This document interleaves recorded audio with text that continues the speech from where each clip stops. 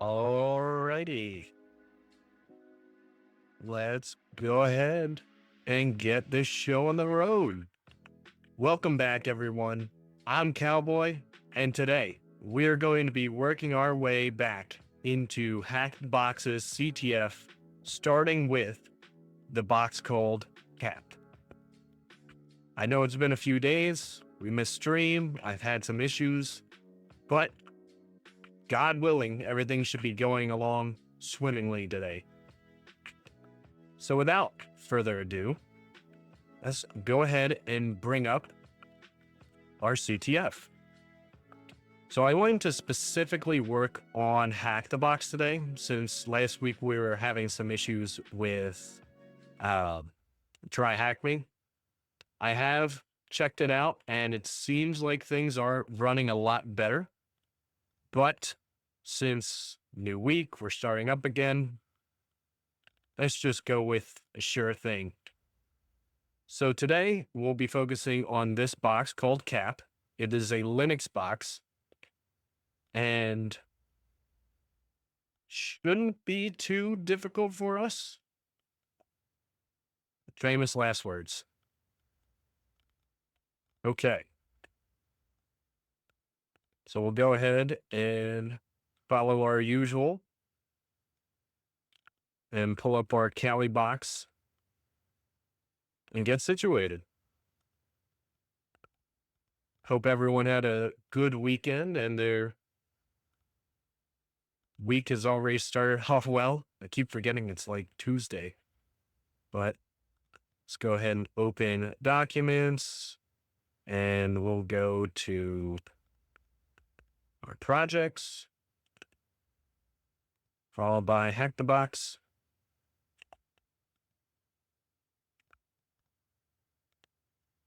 I don't think we want to open that yet.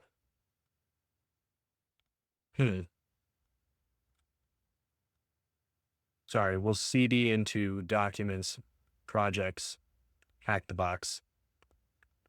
That's what I wanted. We'll make a directory called machines. And we'll open up our notes here.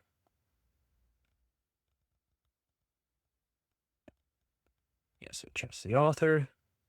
Go ahead and pop that over here. Start a new folder called Cap. Well, I guess we should probably work out of that one.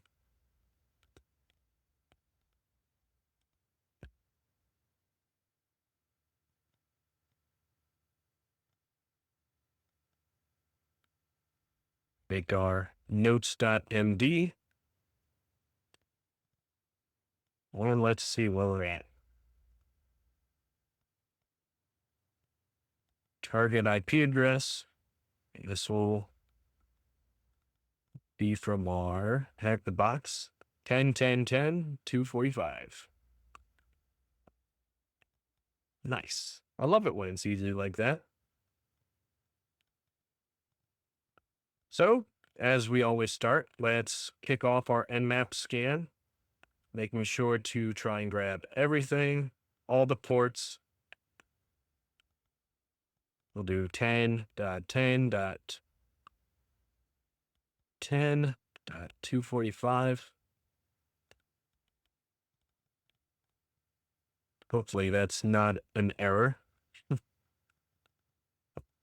the meantime, let's see if we can pull up a browser page. Maybe there's a web app running on it. 10, 10, 10, 245. What a security dashboard.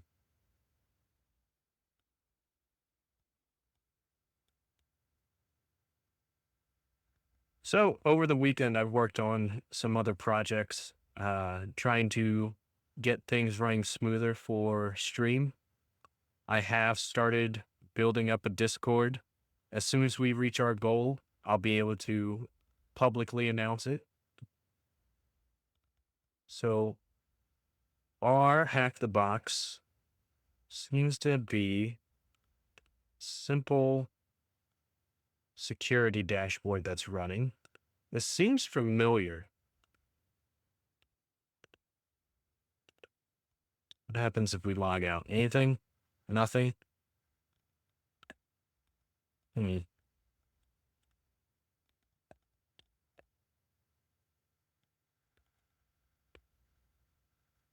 Ooh, that's interesting.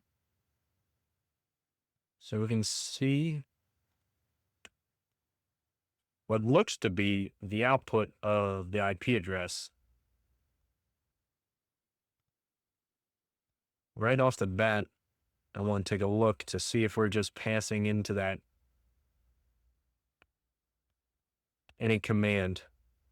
No, looks like it's already predetermined. Hmm. It's a good guess. I have to think of what else.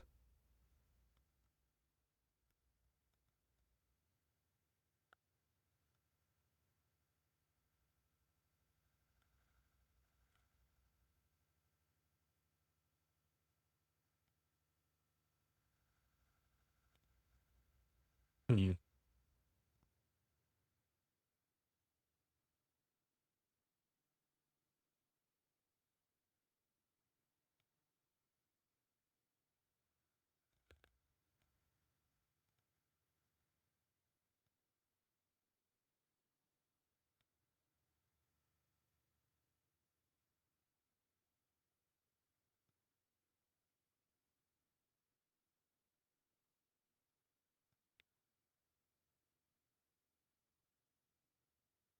I know things have been a little weird since the last time, but life happens. Things get busy.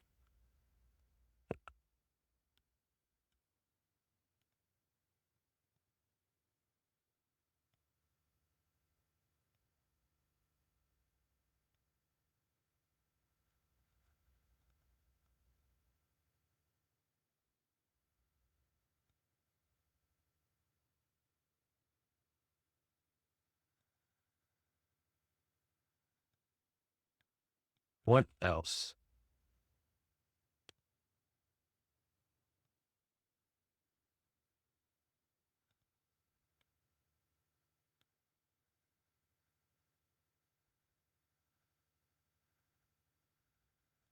Nope. Just making sure our settings are working properly.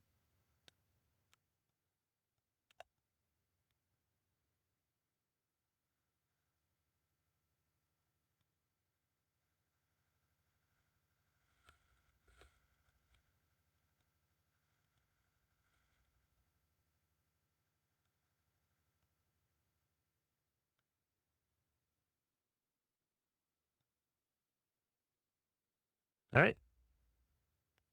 So the first question we're asked is how many TCP ports are open?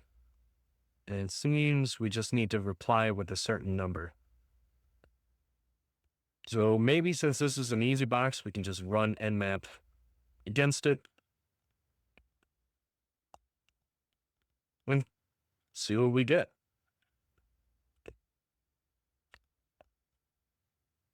I really wanted to get back to that. Oh, here we go. 3 ports, FTP, SSH, and HTTP. So we'll go back and switch to a browser. Should be 3. See if we're correct. Nice.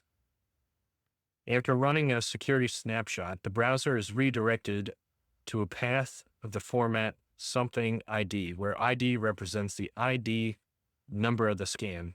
What is the something? What is the something, chat?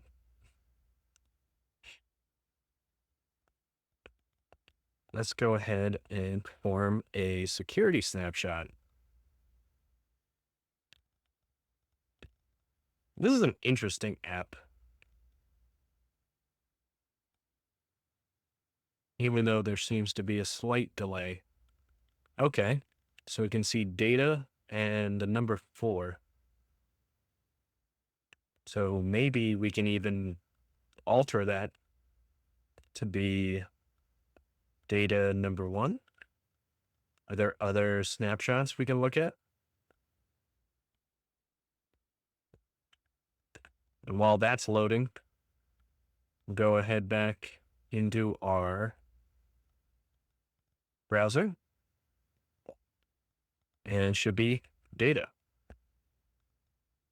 Boom, another task completed. Are you able to get other user scans? Yes or no? Let's take a look.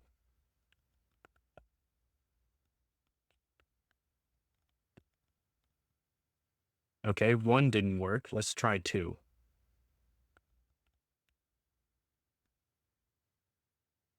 Ah, looks like that's a different scan to me. Go ahead and pop over a yes. All right. What is the ID of the PCAP file that contains sensitive data? I don't know if I saw anything that's sensitive. Unless we have to download them. Just out of curiosity, I want to see if 0 is one of the possible IDs. Then we can go ahead and open up Wireshark and load in that PCAP file. Can we see what you're seeing, what I'm seeing? Okay. So with Wireshark, usually with these, you want to analyze, go down to follow, and then the TCP stream, which helps sort of give you a better picture of what's going on. Sometimes. Here we go. Stream 6. If LT Internet Explorer 8, that's fine. We don't care.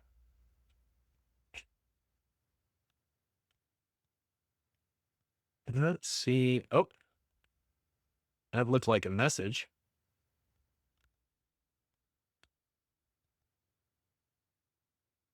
No.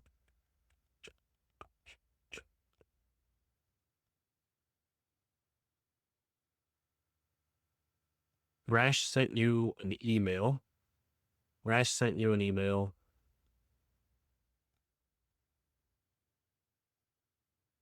Okay. I gotta get. Post. Keep going.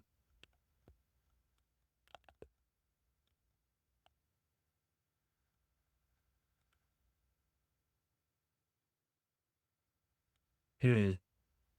304 not modified. And modified.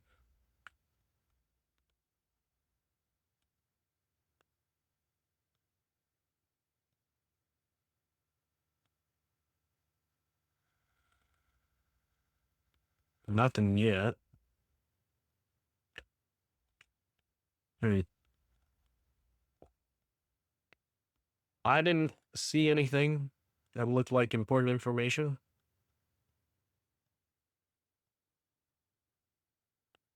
At least nothing that was jumping out to me.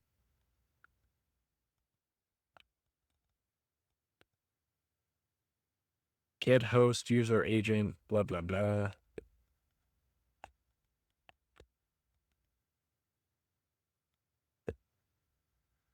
Here we go.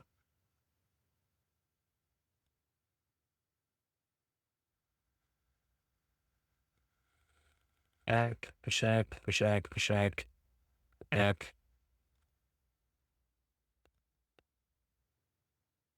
Another one.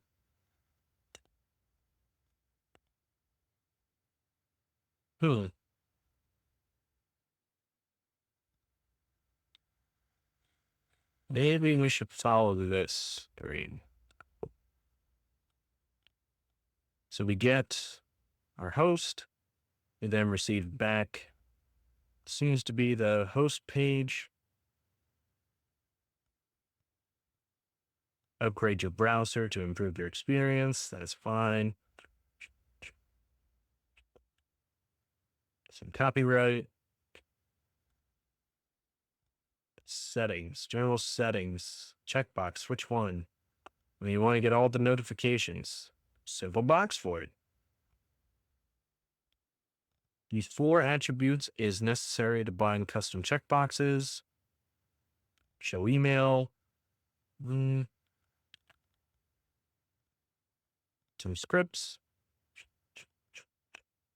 Nothing I can see. Oh, okay, this does.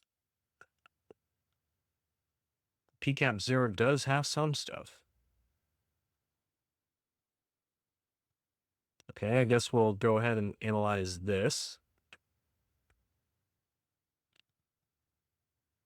Okay. Oh, look at this. Some 192, 168 address.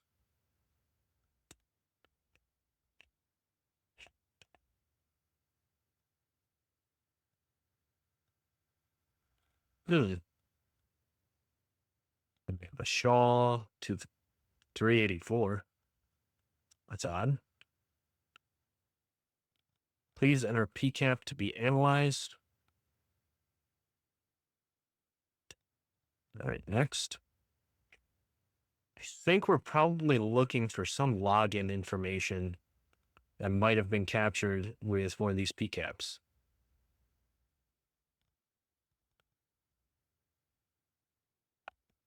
Like this one. We have Nathan Bucky that form. Bucket that form. I can read, I promise.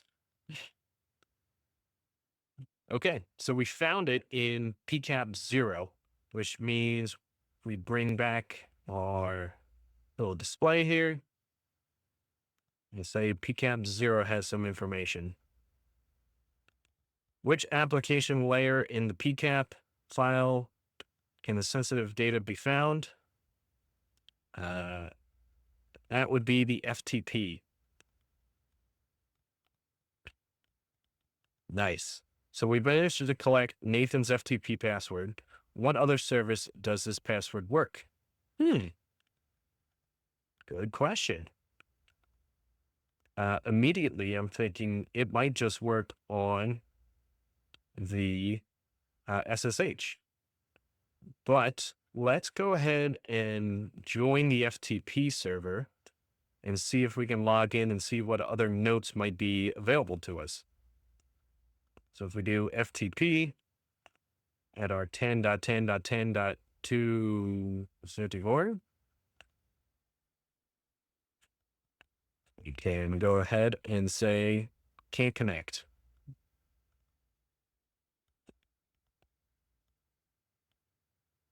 $245. Maybe I am dyslexic.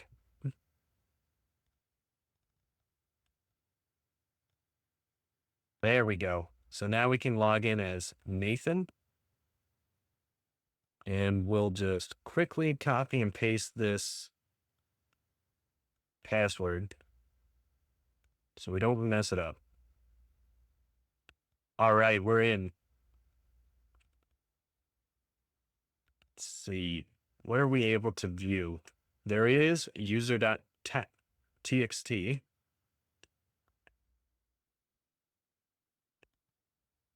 So what other commands can we use to retrieve notes.txt? So I think we can do retrieve user.txt. Okay, it's been a while since I've used FTP, but I thought, oh, you know what? It might be get.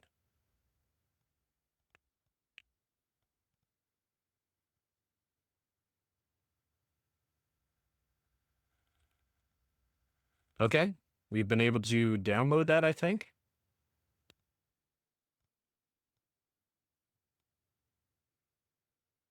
Nice. So if we cat our users txt, we get that.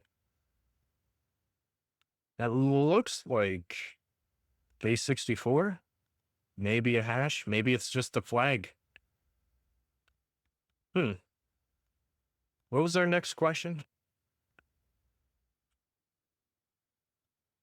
Oh, what other services? I'm just going to put SSH.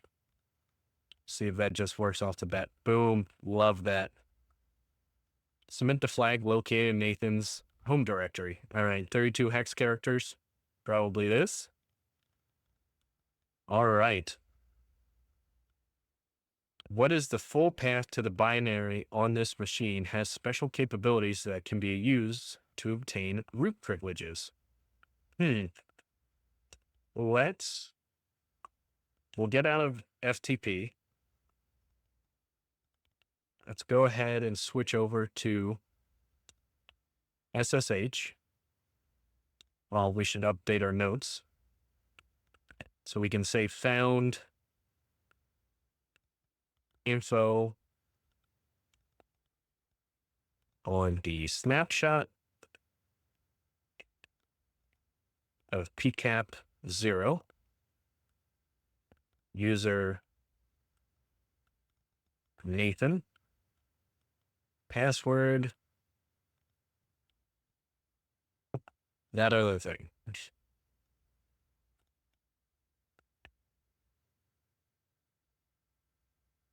Oh, did I close out of that? Yeah, I guess I did. No problem. We'll just bring it right back up. There it is.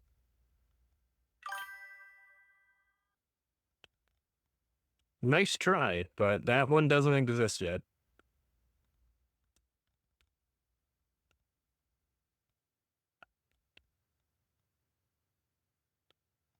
So bucket that form.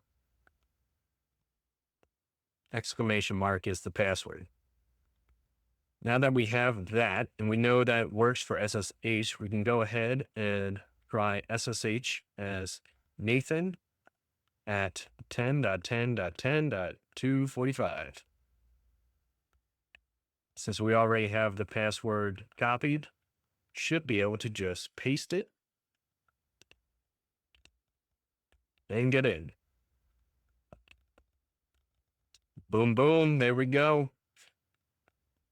All right, let's take a look. There's our user.txt file. We are Nathan on the cat box. And as we learned in previous CTFs, let's go ahead and run some basic ID, find out what permissions we have, who we are, any weird groups. Nothing jumping out yet. Let's go ahead and type in sudo-l to see if we can run anything.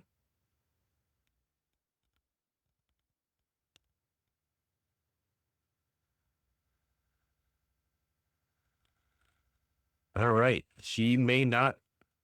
User Nathan may not run sudo on cap.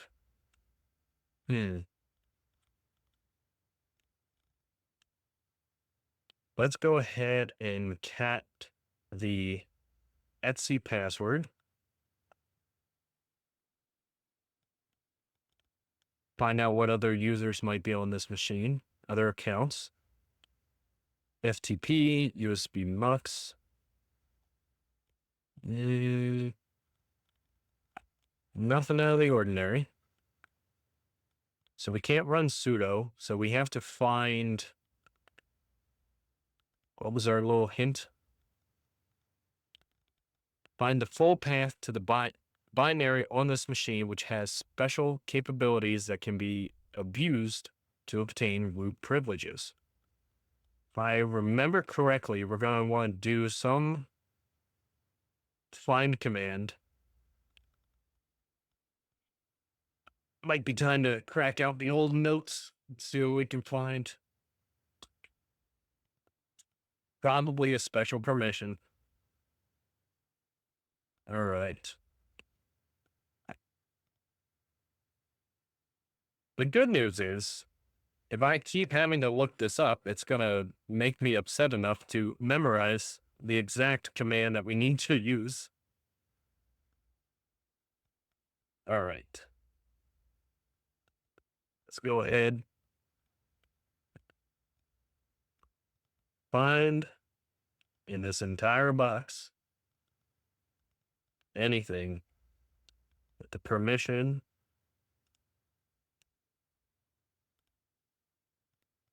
4000.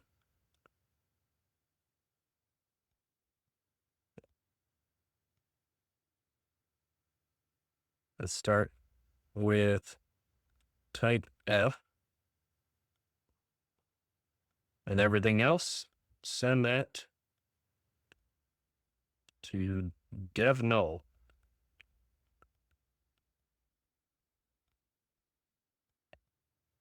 So we can find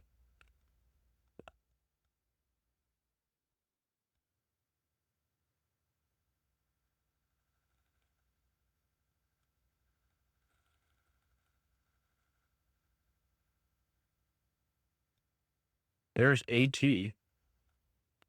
Let's pull up our browser. We'll go to GTFO bins, because I believe that at can be abused.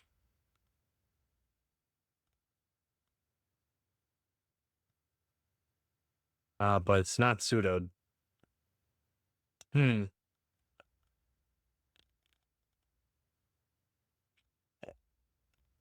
Let's do ls-la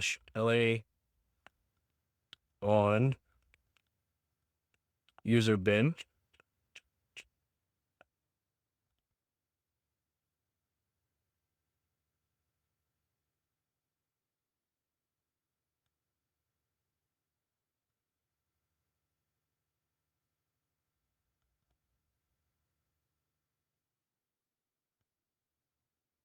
All right, that was way too much.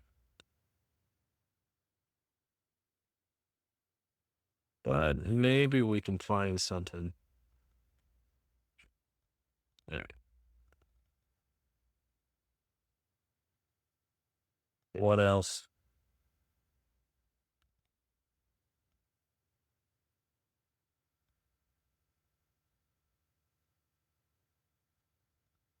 Let's check our environment variables.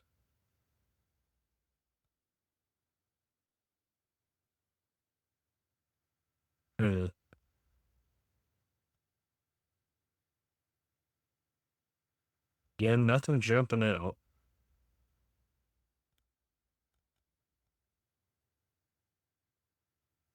No, cheat password CHFN.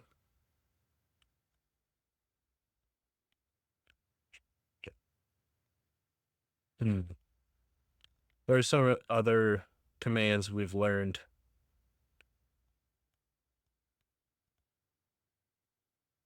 sh -- print.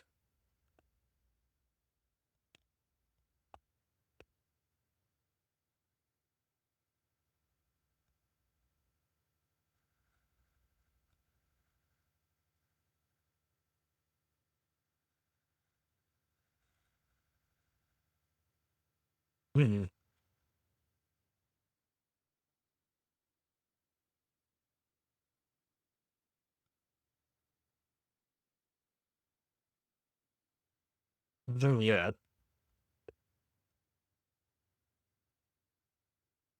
Oh, maybe we can use @. Can be used to break out of restricted environments by running non-interactive system commands. So if we do command equals ID, which should set that variable, now we might be able to do echo based on that command variable and pipe it at no.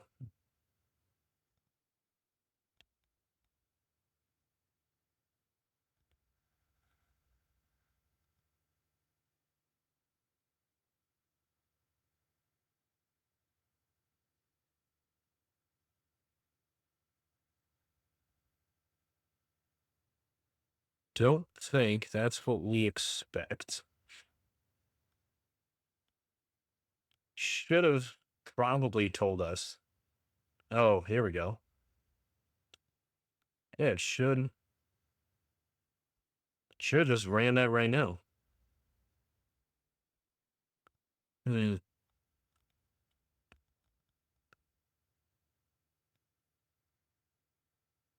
Maybe if we put down user bin at, see if we're right. Okay, that's not the right one.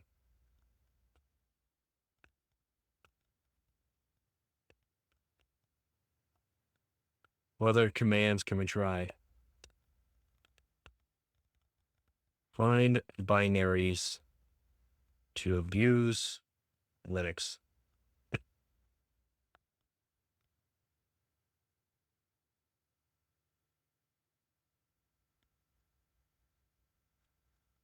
I think we are right. I think I just might be using the wrong find command.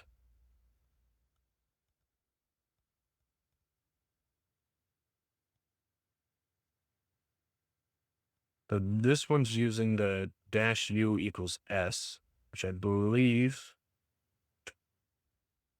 denotes looks for files that are owned by the root user. Let's go ahead and give that a shot.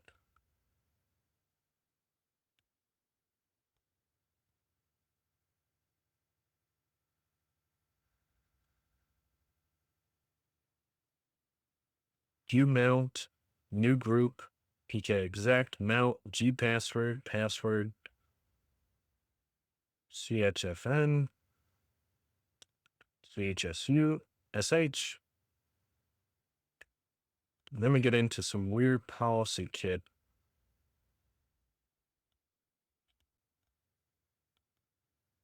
Could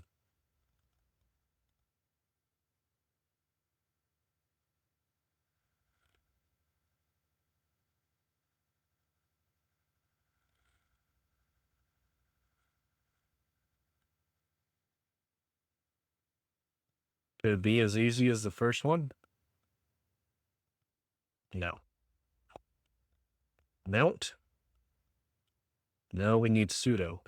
Let's start with suin. Now we can start using that to narrow down what binaries we can use. It's not mount, not gpassword, not chfn, not sudo.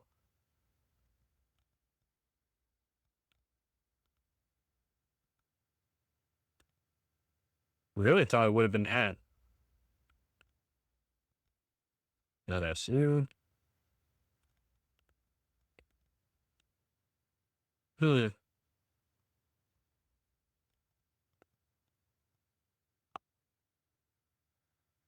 Maybe we're looking in the wrong location. Let's go up a directory.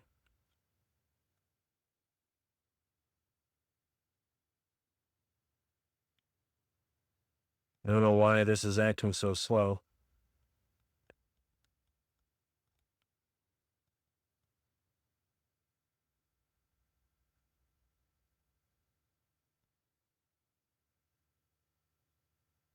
Hop over to our OPT.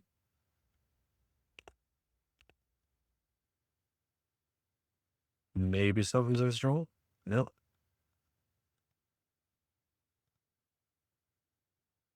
Hmm.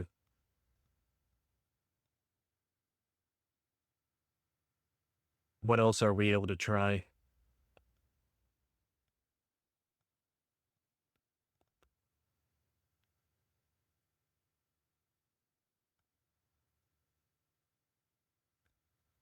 We tried using the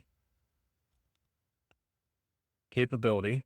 We searched for permission files. We found credentials.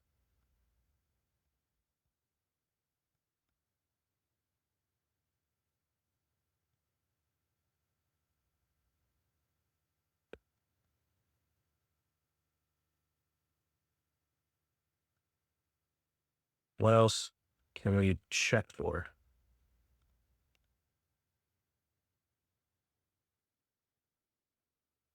Maybe we gotta rewrite this. Get capabilities Linux.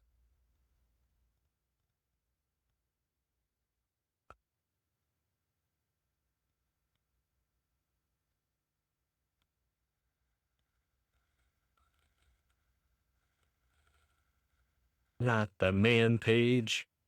Anything but that.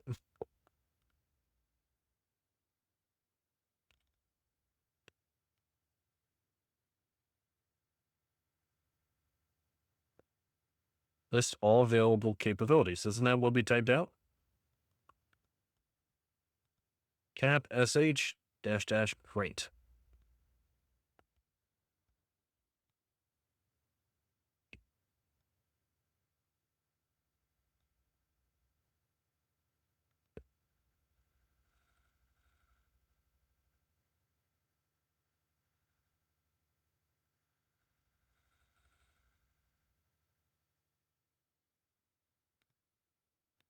There.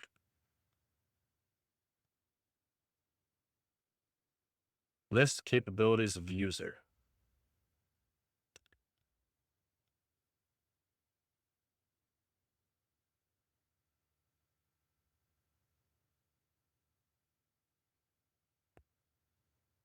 Get cap anything.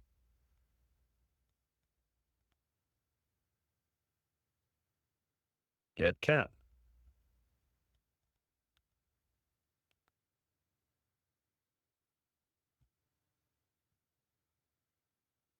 Hmm.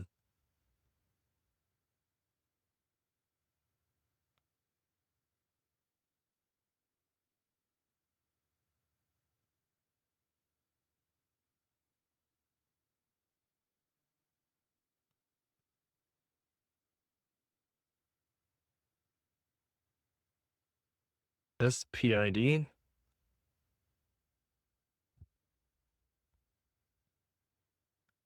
Guess we haven't checked what is running.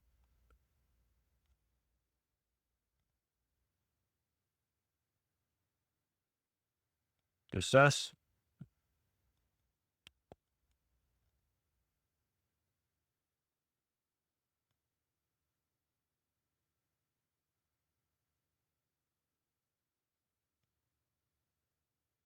Man. Get cap.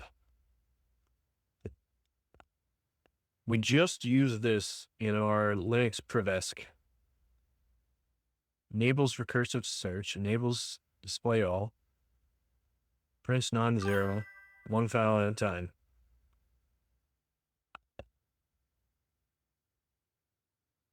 Did we lose connection? Are we back?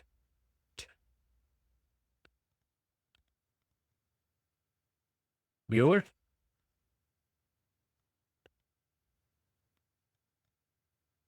Okay.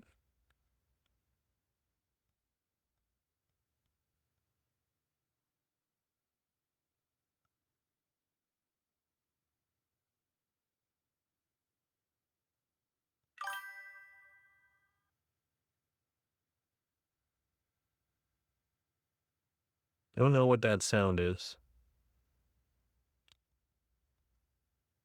Hopefully I'm not missing something.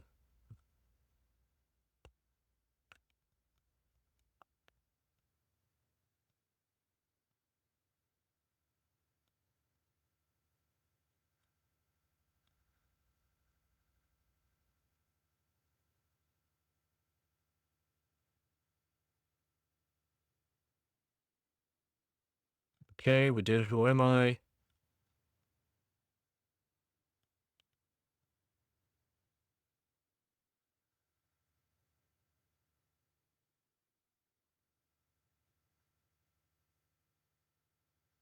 We understand capabilities from our last one. Some programs and binaries are set to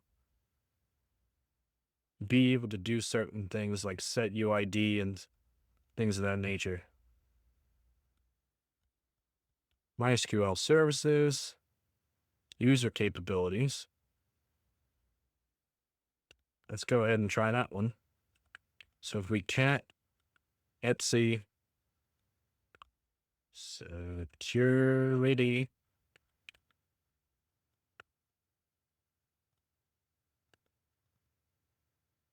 capabilities.conf,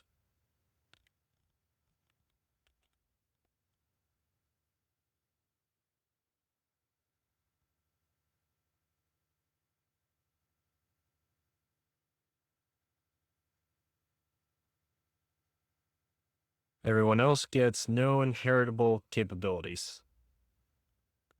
Oh. To find all binaries with capabilities set across the entire file system, use this command. Go ahead and give that one a shot. That's the one I was thinking of. So we have ping, traceroute, Python, cap set UID, just like I said. Just want to make sure I write this one in our notes so we don't forget it. So get cap -R for recursive, the entire file system.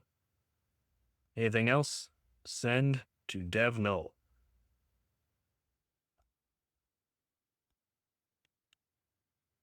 Okay. So since we know Python 3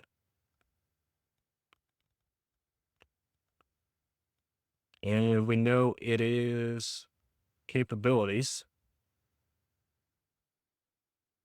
we can copy that. If the binary has a Linux cap set UID capability set, or it is executed by another binary with the capability set, it can be used as a backdoor to maintain privileged access by manipulating its own process UID.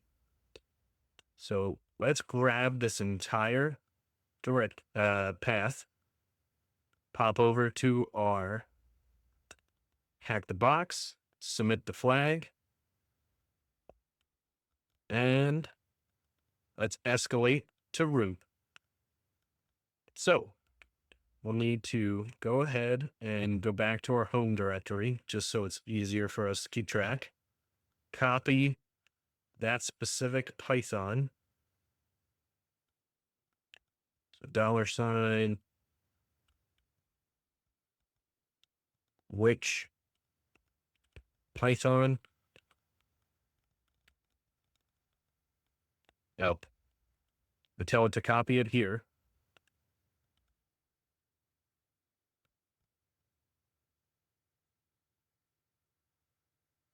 So we'll type in which Python. No? Okay. We'll just copy that full path here then, which I believe is user bin Python 3.8. And we'll copy it to here as Python 3.8.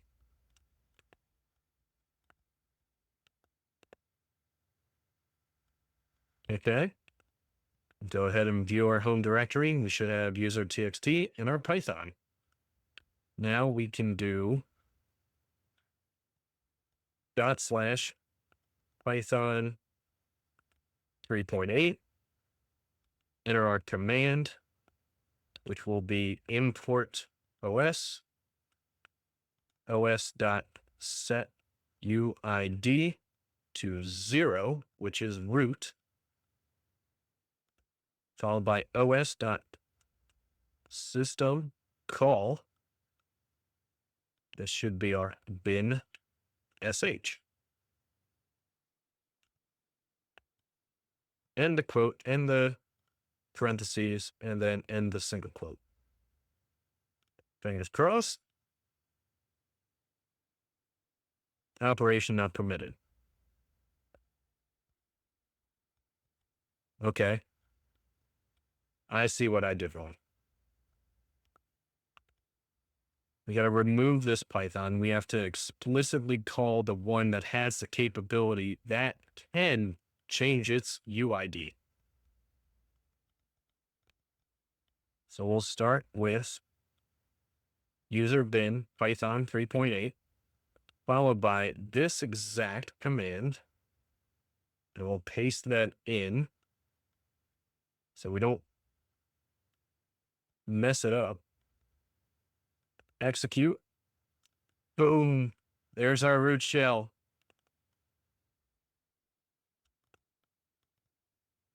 We are root. See. So now we can change our directory into the root directory. Go ahead and view files. There's our root flag. So cat root.txt. There it is. In all its hexadecimal glory.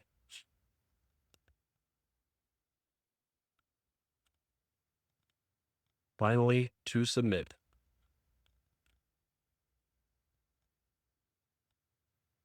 Beauty. That was pretty good.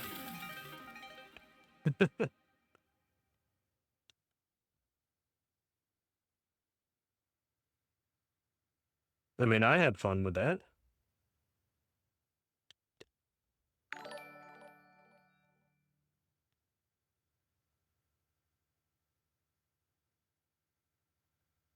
Oh, exactly. Thanks for the follow. So should we go ahead and do another hack the box room?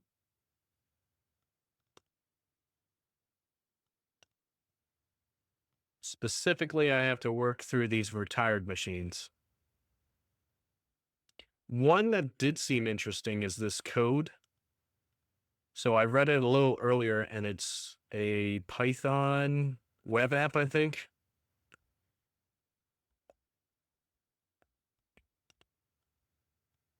Code is an easy Linux box featuring a Python code editor web app. I say we go ahead and give it a shot. You got nothing to lose.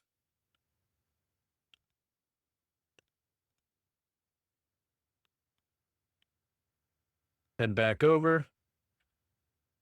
Can exit out all that.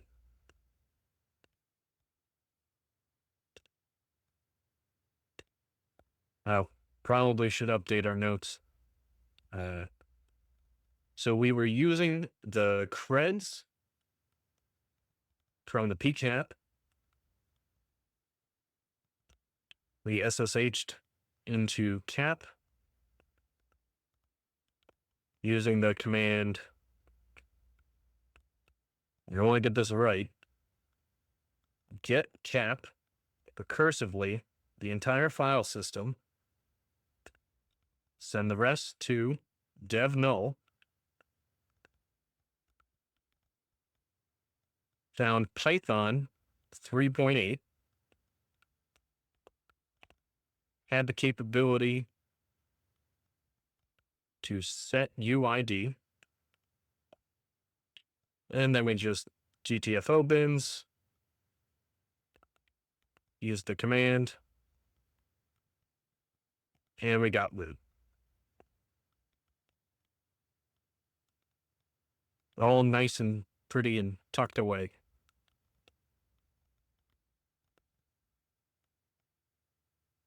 Go back into our projects, hack the box, go into machines, make a new directory called code.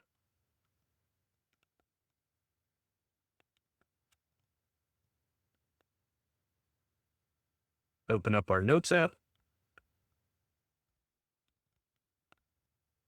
notes.md.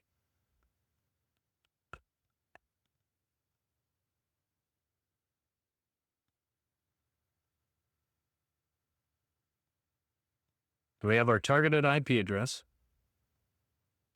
Again, let's kick off our Nmap scan.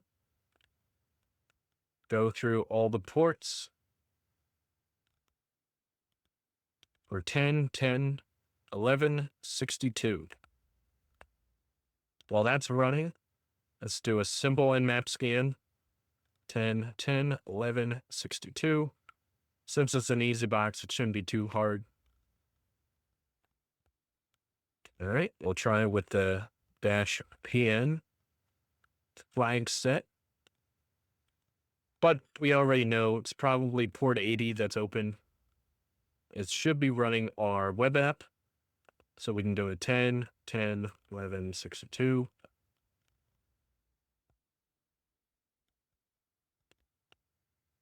Probably HTTP. Unless our VPN went down. Which would be a shame to end this on. Okay, there we go. Oh, that's interesting. So our short Nmap scan shows us these two. We go ahead and copy that over into our notes. Port 22 SSH and port 5000 UPnP. Okay, let's try and go to port 5000.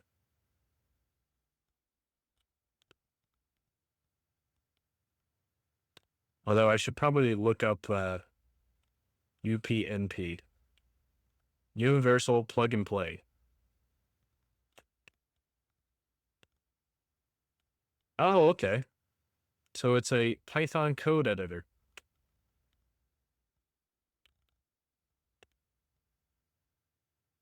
Hello world. They wouldn't just have it running plain Python on the box, would they? That would be ridiculous. Let's go ahead and double check what our first task is. How many TC ports are listed? You can go ahead and say 2 very confidently.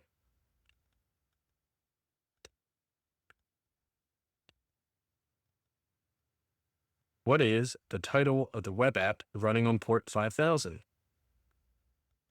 That would be Python Code Editor.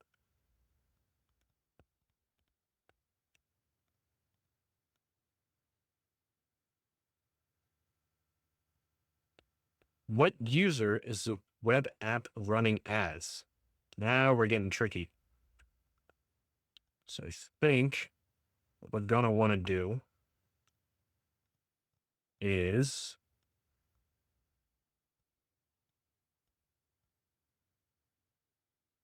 try and import those operating system OS functions.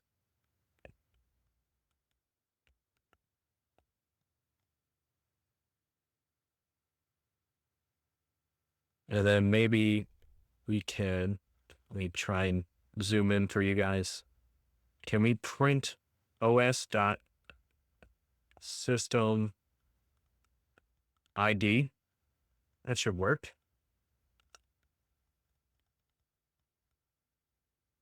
Use of restricted keyword is not allowed. Okay.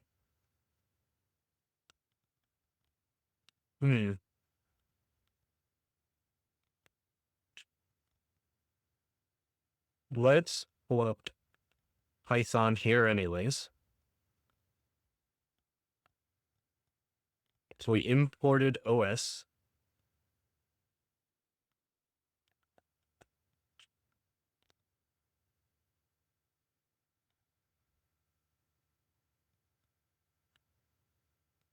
Can we do, who am I?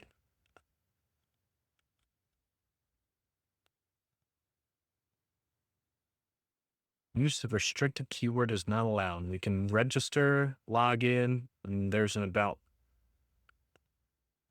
function, it looks like. Welcome to Code, your go-to Python code editor. Code is designed to provide a seamless and intuitive experience for writing and running Python code directly in your browser. See what the register does.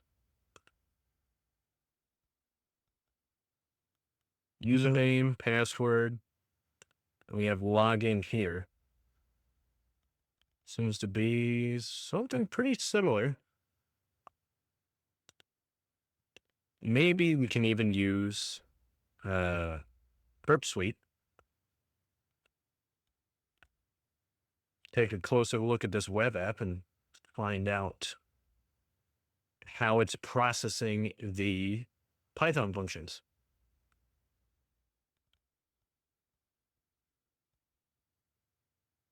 I have a feeling it might be just trying to filter out on some certain keywords, but we might be able to get around that. Go ahead and open up our browser here. That's 10, 10, 11, 62, port 5000. Damn, I'm good.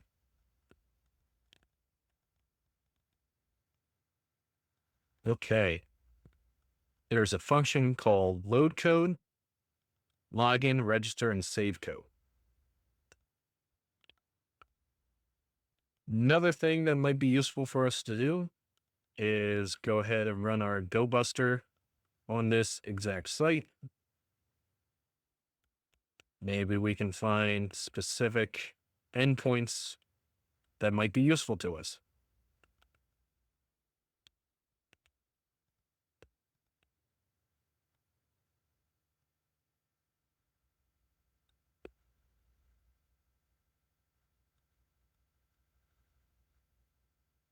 Another good one would also be running our SQL map, specifically on the page of login. So we might be able to use a SQL injection to bypass that login screen.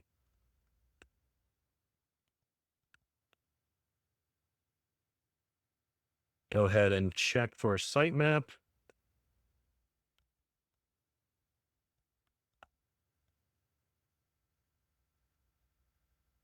What's something else we can do?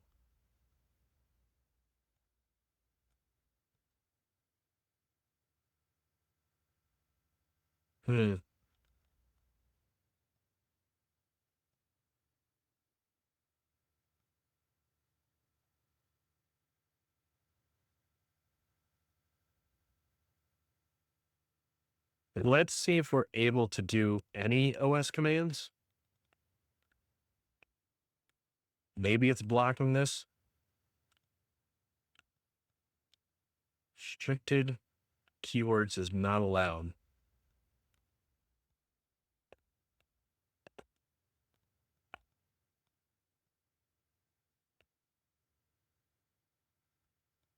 What if we do Python read file?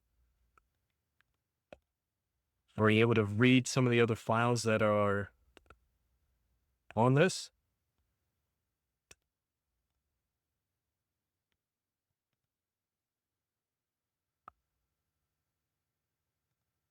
So file equals open sample.txt. So if we do file open, and we'll say fc password, and then just print file.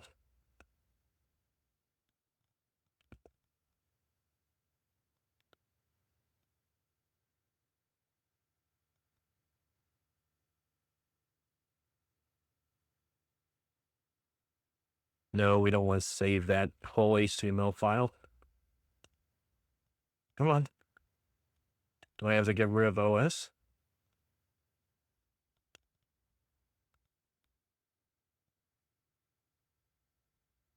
These are the name for the script. LOL? Where does that save to?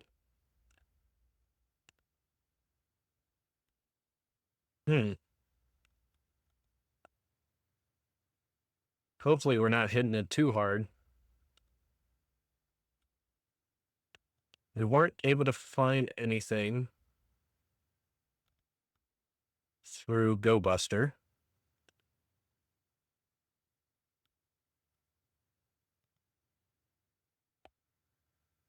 Okay, there's Hello World. Nothing too exciting.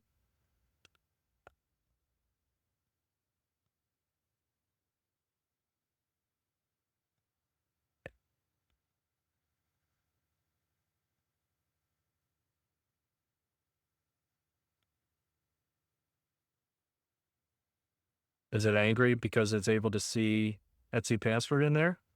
Oh, okay. Well, I have an idea. What if we do Python?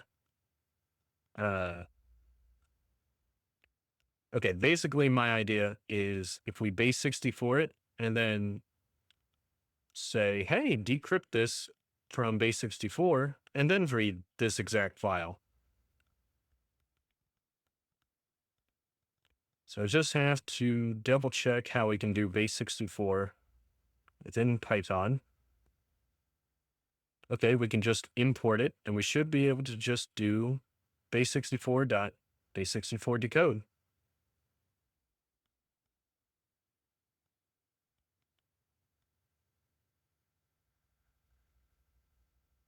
So simple enough.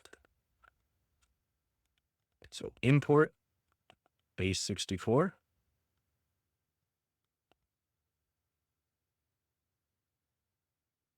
Base 64 dot decode. And here we should be able to enter our string. Let's start off simple with hello world to base 64.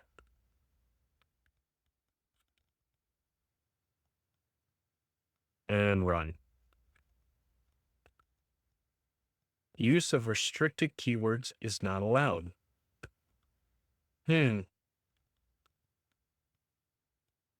Use of restricted keywords is not allowed. Python.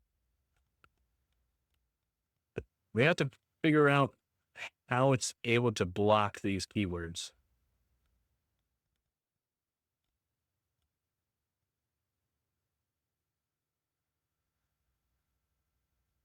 Okay. System, write, OS, open, import.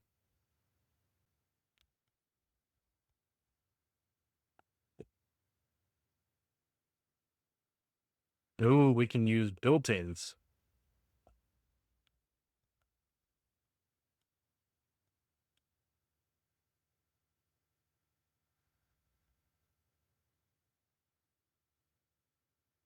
Let's go ahead and try that example.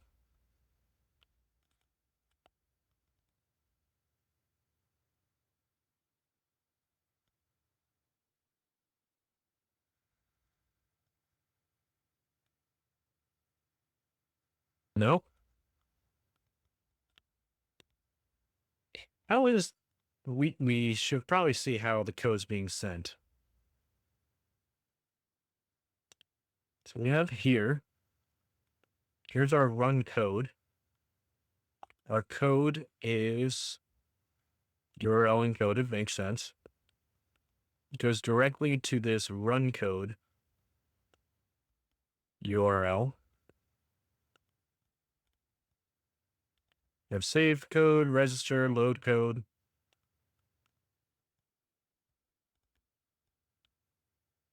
What happens if we go to load code?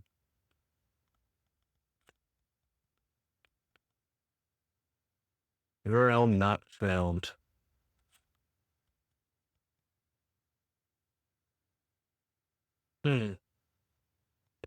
Well, might as well make a test user.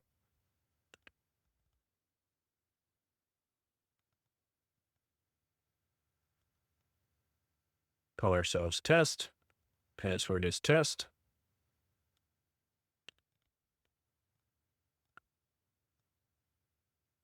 And back to the login.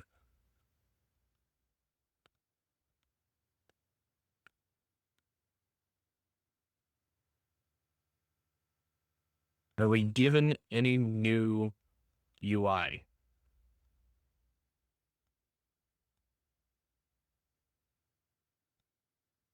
So we have about my codes.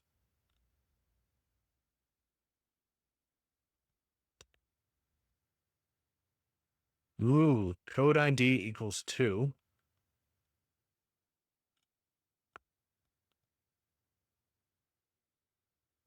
What happens if we change that to a 1? Nothing exciting. A blank page. How about 0?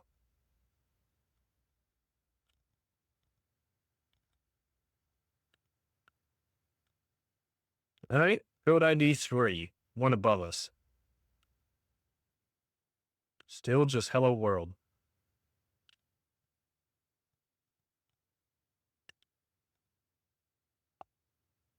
We have a cookie session.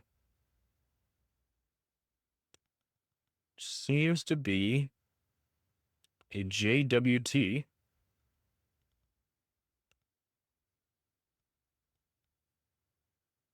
We have login with our username and password. Run code. Haven't tried save code.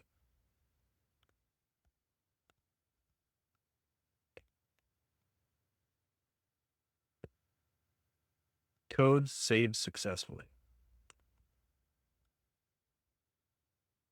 Okay.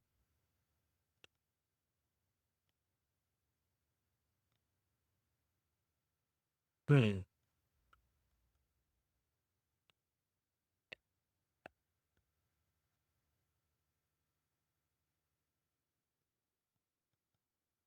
Let's go ahead and look up Python restricted keywords. Might be able to find a way around it.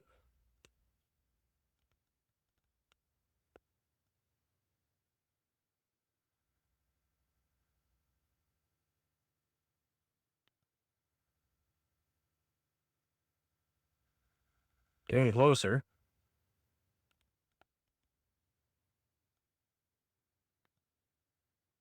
I think our way of finding the built-ins should help us.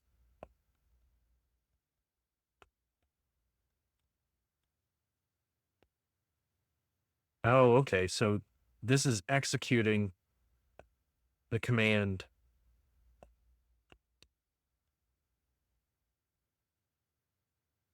It sails right through the filter. It calls exec function, which then goes on to print pwned.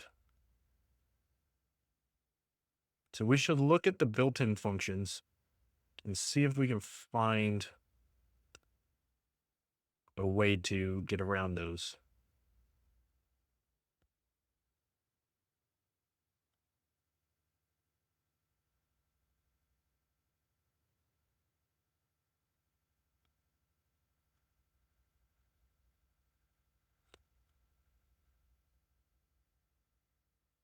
I've never really used those built-ins, but today might be that day. Nothing usable was found. Shame.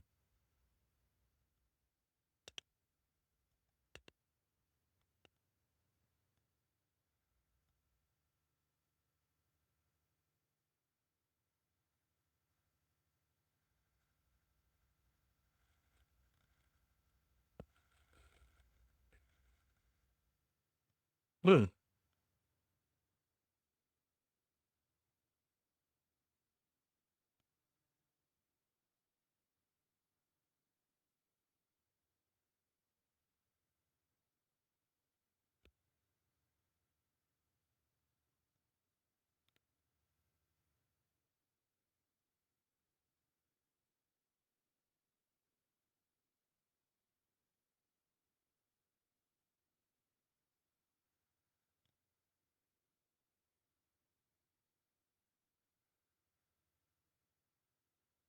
We're calling exec. Can we get it to do something else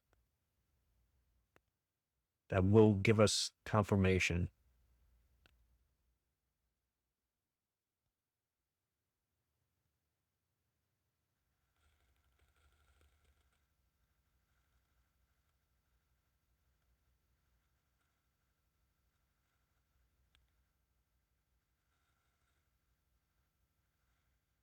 Maybe if we force it to fail, which is just any Python code I write.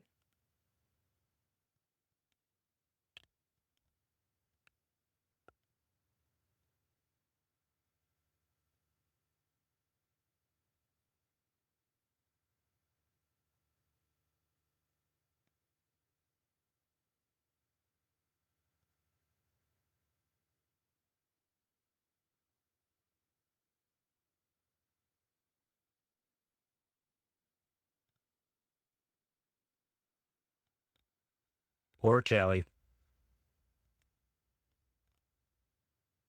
Running so hard it can barely help itself.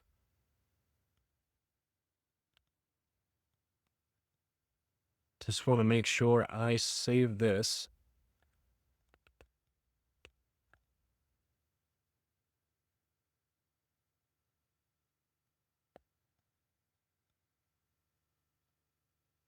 Let's see if this works on this login. Use of restricted keywords not allowed.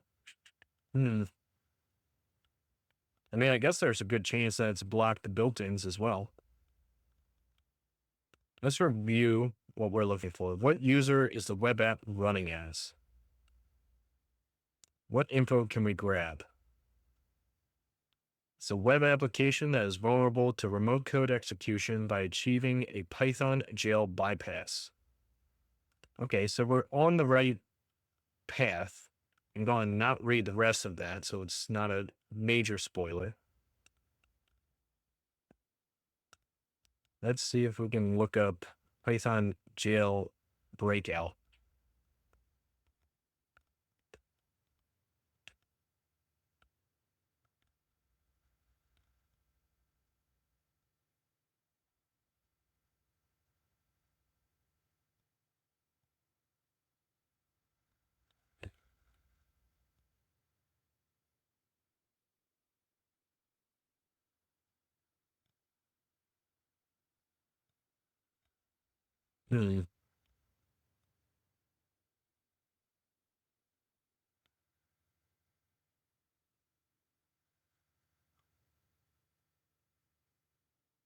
Reverse shell.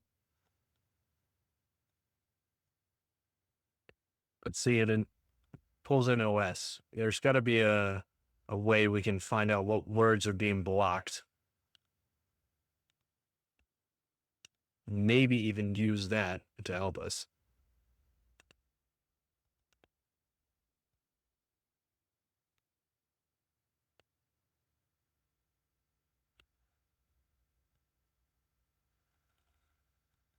I haven't done a lot of Python jail breaks.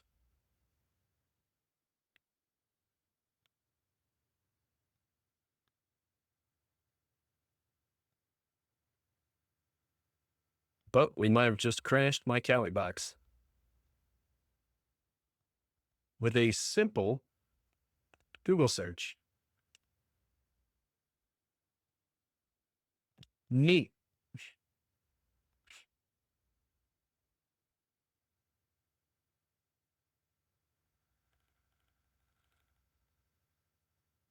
Hmm.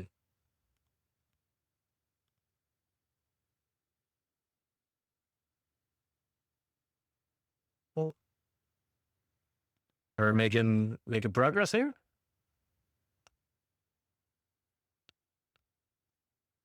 Oh my gosh, I hope stream's still up. Okay, things seem to be running all right.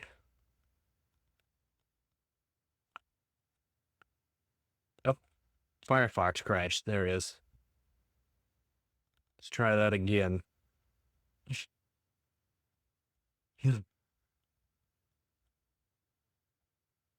See, with Python jailbreaks, I think it's predominantly finding other ways to execute the same functions. That's why I thought that this built-ins would have been the way to go, but it might be requiring other things, and this might be printing out somewhere else. The use of restricted keywords is not allowed, so maybe our built-ins isn't even viable. All right. Python jailbreaks. Hey, love it when there's just a repo ready to go. Easy to use Python framework to generate adversarial jailbreak prompts. This is for large language models. Might be cool to look at later though. Python restricted jailbreak.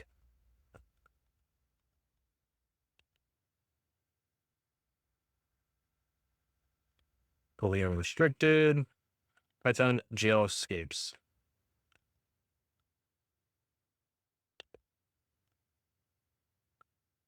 Okay. So we had talks about Python jail escapes, aka getting around restrictions that make it hard to execute OS system.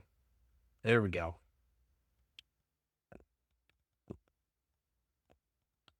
Starting very simple and then digging into more and more into Python internals. Solve them yourself by copying the script, providing input that executes OS system cat flag. Afterwards, you can compare a solution to one we have in mind. That's fine. Okay. So code.join C for C in code if C in string.printable. Then we have the forbidden here. No need for cursivity. It's Python. This is Python, not Haskell.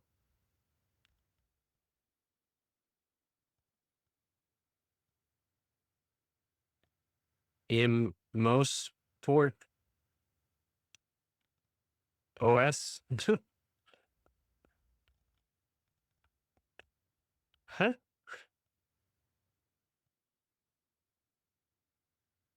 Only causing trouble. Or are these like little things you can try? Suppose so.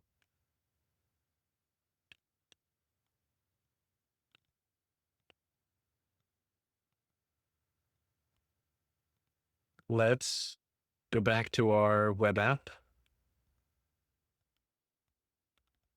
1162 port 5000. There we go, cowboy. And we'll just run the command pwd. Is it going to execute? Wrapper, descriptor, object, no attribute globals. So closer. I guess we'll try this first one. And again, we'll just do pwd. Use of restricted.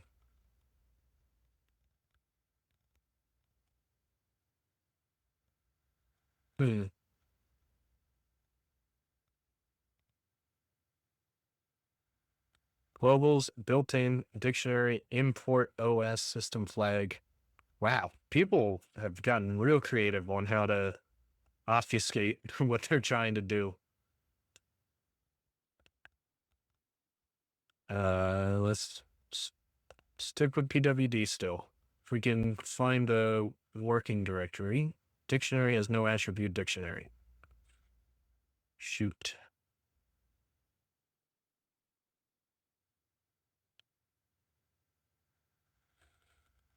Let's see.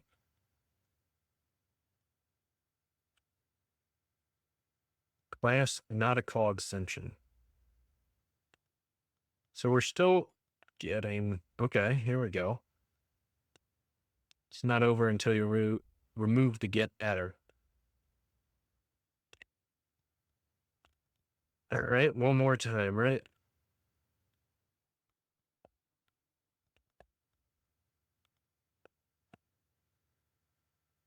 Has no attribute import. Am I getting too complex with this? Seems like it should be a simple escape, right? Maybe I mistyped something? Or miscopied and paste?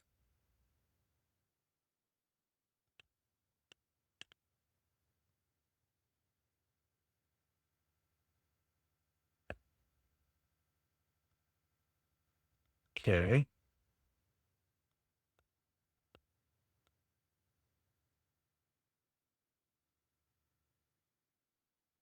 No attribute globals. Hmm. Pi jailbreaker. Python sandboxes, also known as Pi jails in the CTF community.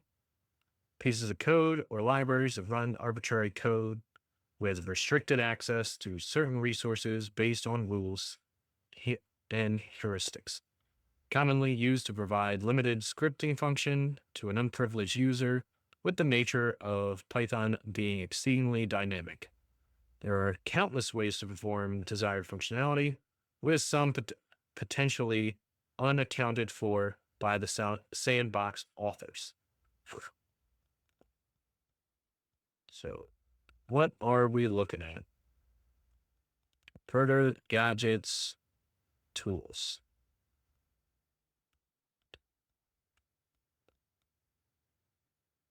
Hmm.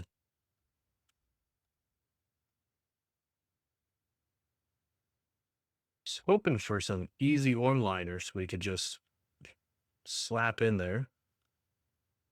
Let's take a look at this guy's repo.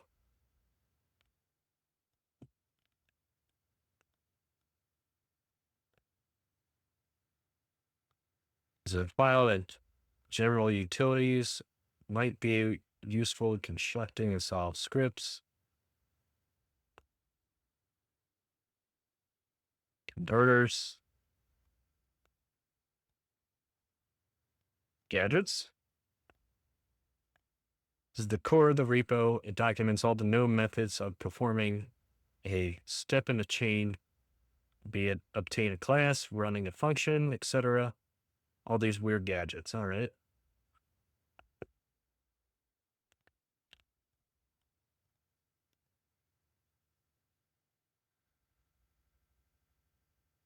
Hmm. Gadgets for obtaining a shell.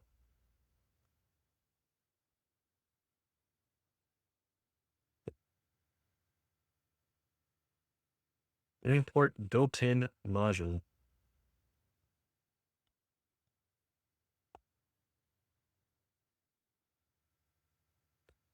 Here we go. os.py.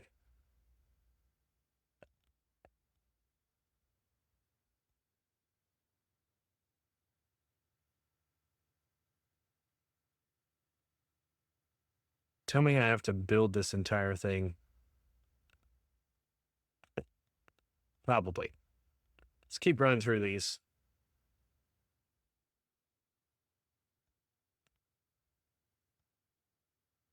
Or not.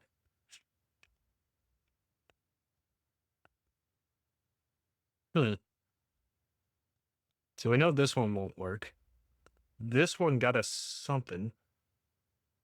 There is a for else in Python. And obviously.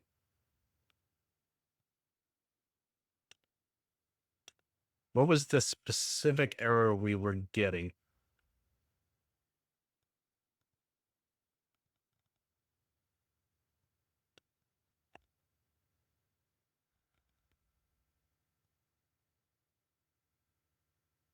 Oh, unexpected string indent. Ouch.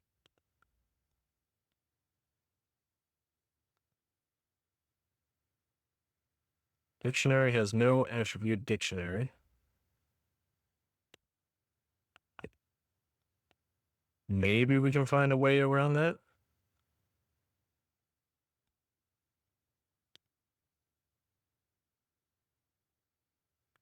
Were we even able to see what Python version we're running?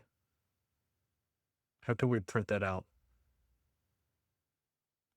Okay, it turns out to type resources in the code is actually a name tuple in Python 2 dot underscore dictionary is added as a convenient wrapper to as a dictionary, but this isn't done Python 3.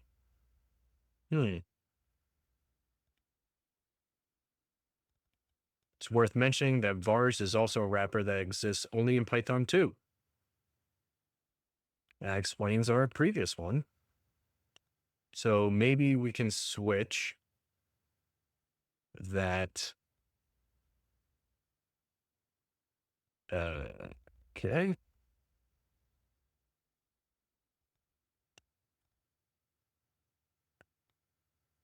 That dot dict to be as dictionary.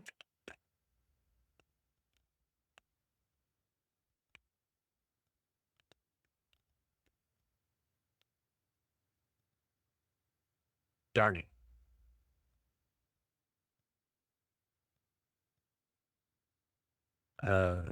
Python print Python version.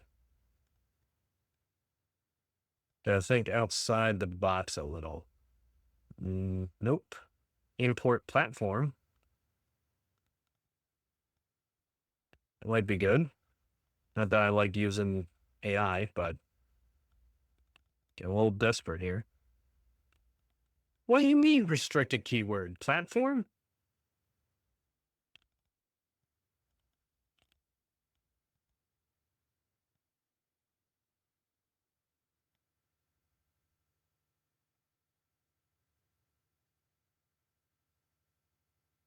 Uh, Command line. That's just Python -s version. Maybe the system config.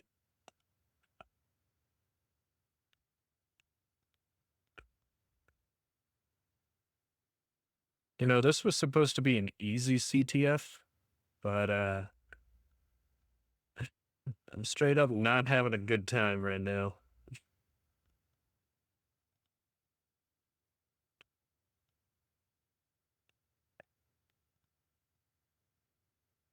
All right, we'll try this one.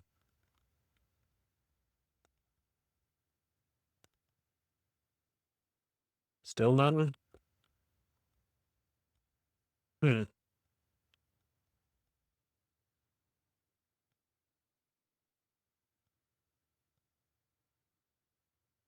Python directed shell jailbreak.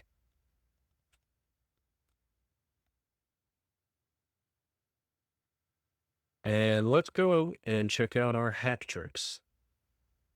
Maybe we can find something in here. Linux hardening, Windows hardening.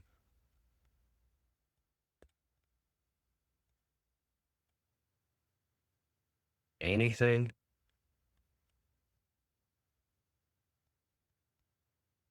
Python sandbox escapes. Thank you. What's going on here? Bypass the sandboxes. Okay. First thing you need to know is if you can directly execute code with some already imported library, or if you could import any of these libraries.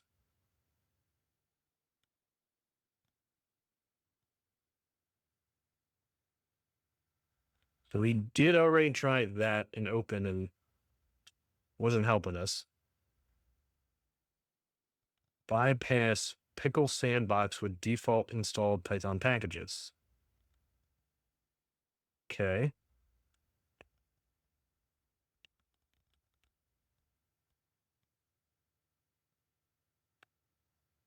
Note that here we are importing the pip library, so The pickle is created correctly. However, the victim doesn't need to have the library installed to execute it. The library is going to be loaded automatically.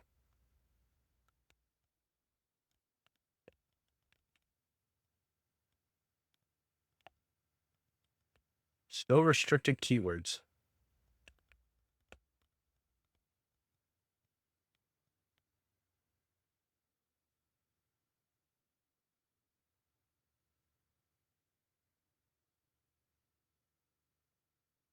Okay. Sometimes it's a little slow.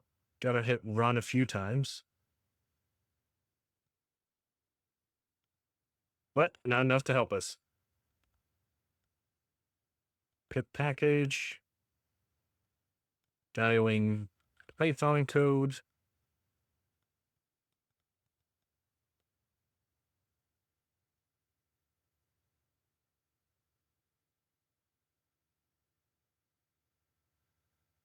Let's try basic Python.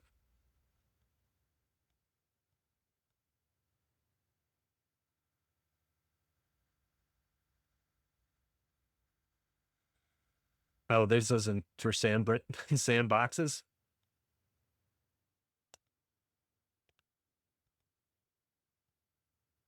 Okay.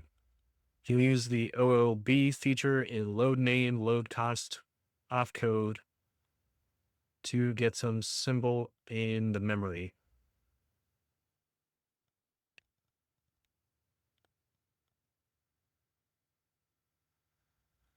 Out of bounds.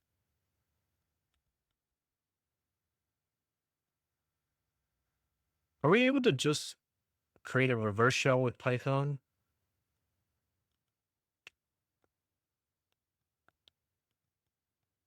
So if we set up our listener 10.10.16.90, go down to Python.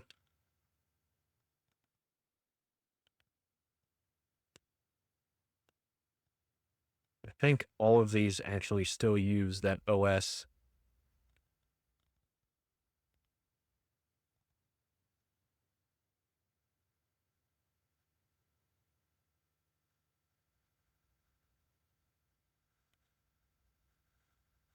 Hmm.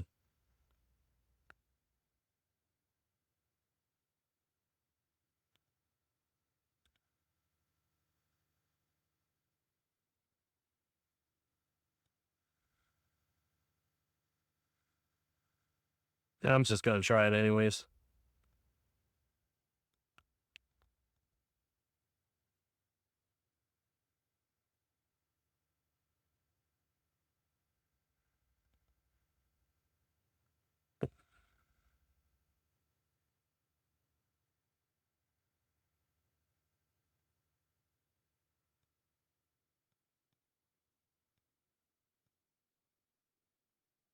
Are we able to run?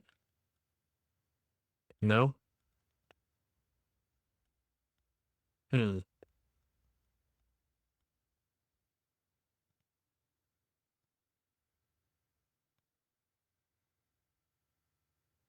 Can we find out how we're getting restricted?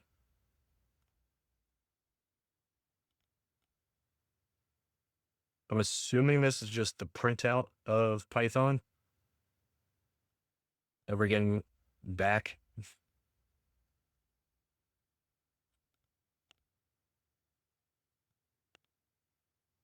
See, we run it, we get a 200.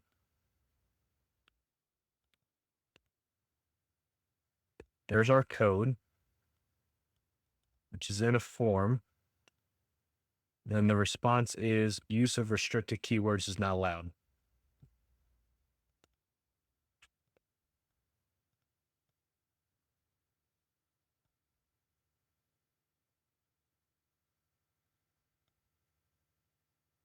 So let's look for exactly that.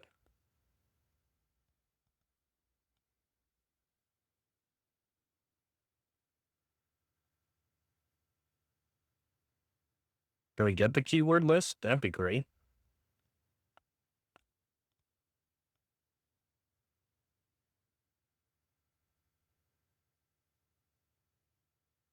Yeah, I didn't think so.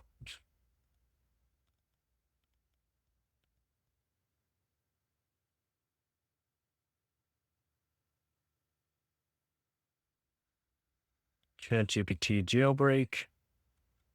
See, why do they call everything a jailbreak? A bit Can't attributes. Name of Python.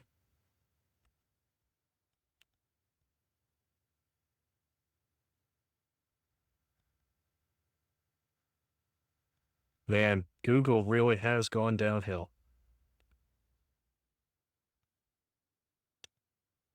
Maybe someone else's hack tricks can help.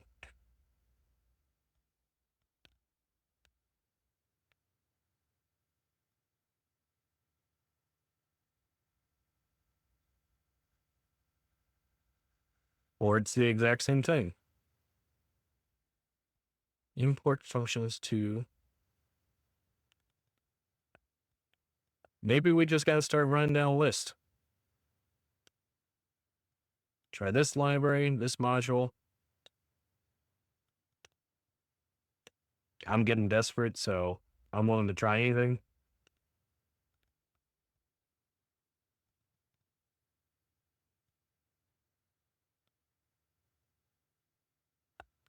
Nope.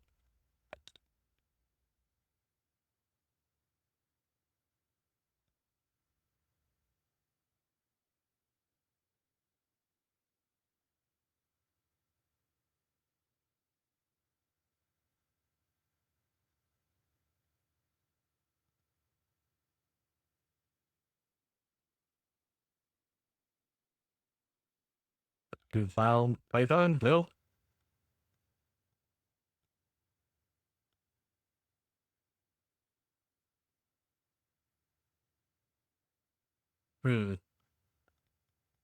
Imp.os.system. We're looking for anything that isn't use of restricted keywords is not allowed.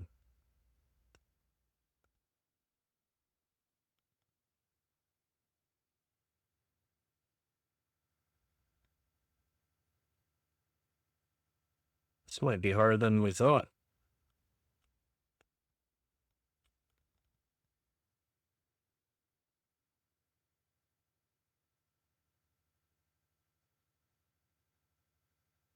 In the previous example, you can see how to execute any Python code using the compile function. This is really interesting because you can execute whole scripts with loops and everything in a one-liner, and we could do the same using exec. Anyways, sometimes it could be useful to create a compiled object in a local machine and execute it in the CTF.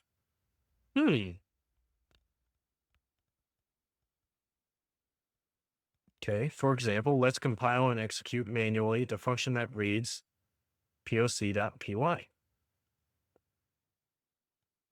So read code to CO, then on the remote, type function, type code, constant, bytecode names, open and read,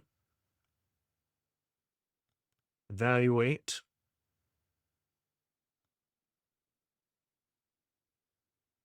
could also execute it directly.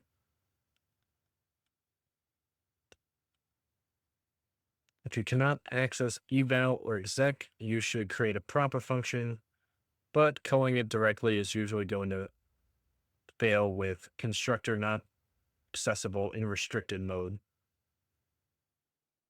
So you need a function not in the restricted environment to call this function. Yeesh. Okay, here's some built-ins.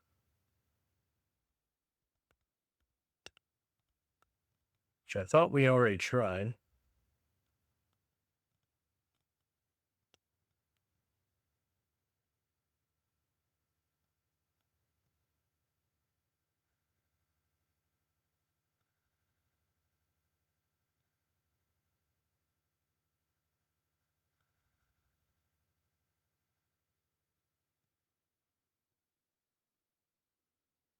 To obtain the built-ins from the define function. So we have get flag.globals built-ins import OS system ls. The OS wrap close class is usually loaded. Its scope gives us direct access to an OS package as well as built-ins.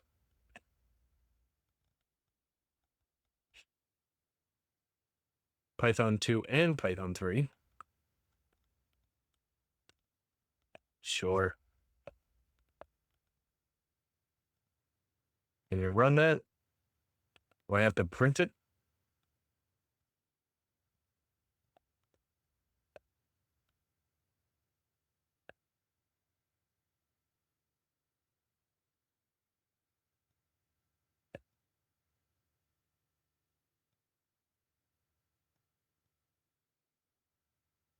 Maybe I don't know Python as well as I thought. There we go. Can we load globals?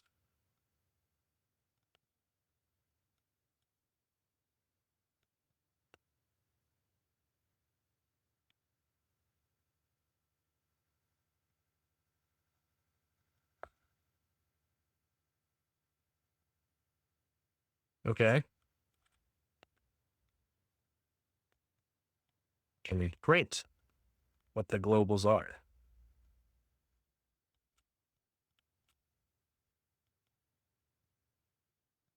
Now we're getting somewhere. Somewhere weird, but somewhere.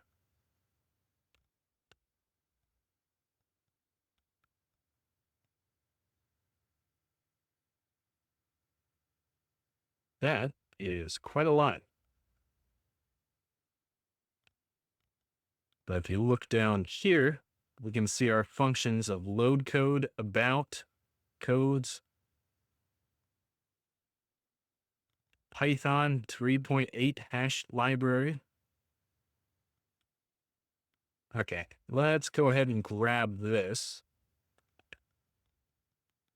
Since we can't read print the size built for ants. Running Python print globals. So we might even be able to use this globals built-in function open. Wait, are we able to use open?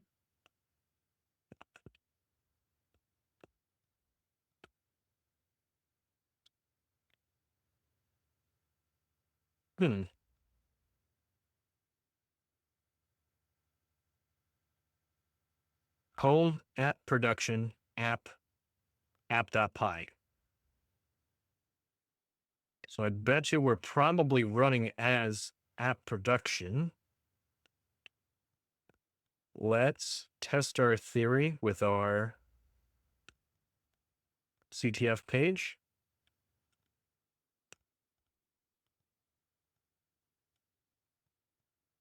Okay. A lot more tasks to go, but we do know that our user that we're looking for is called app production, which I think is a step in the right direction.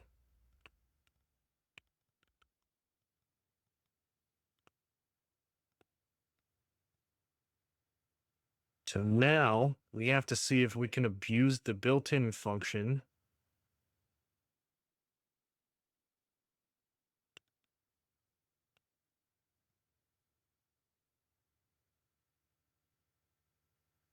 to get some access to stuff.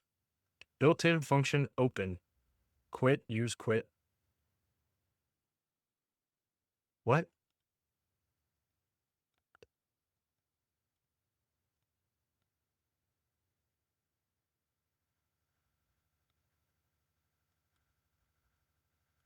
Yeah, that's a little crazy, but okay. Cookie session, Flash, SQL Alchemy. So we're using Flask.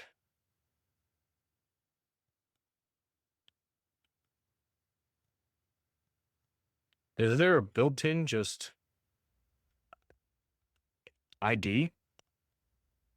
I don't know. I'm not really too keen on these. Discovering loaded variables. Checking globals and locals is a good way to know what you can access. All right, so let's try locals.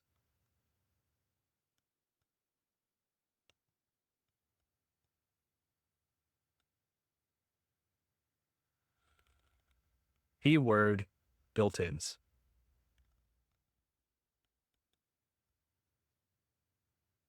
Okay.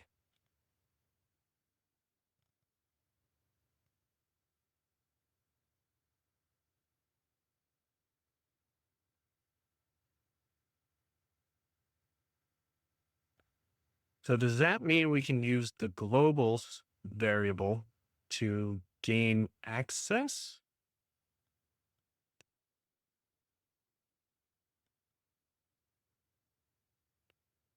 But wouldn't that mean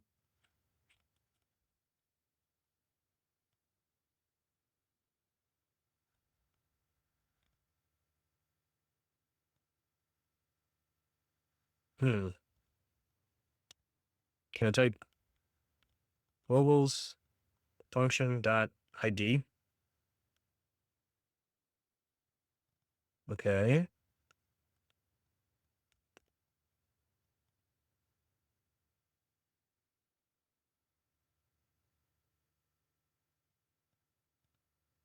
While is hold app.py built-ins. There's our built-in functions. Right, we're not able to scroll down in this.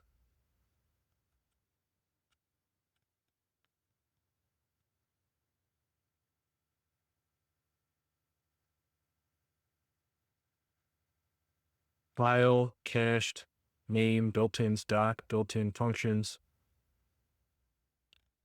package, object class hierarchy.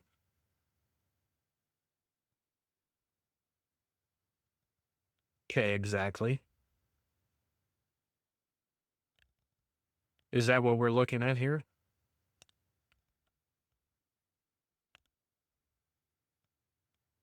Hmm.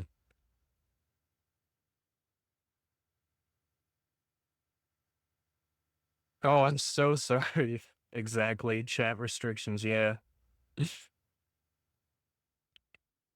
I've just had people just spam with URLs, so I just put an end to that. See if we can turn that off real quick.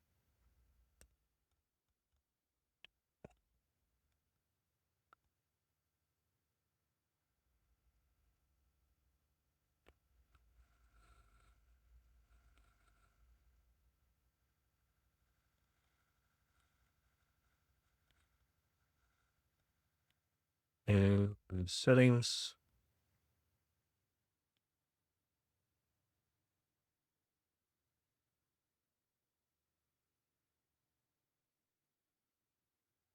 I hate how Twitch sets these things up.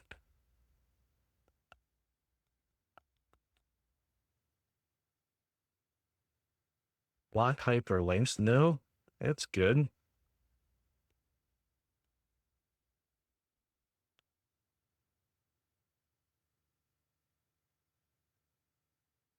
Oh, was it from the Streamlabs bot blocking you?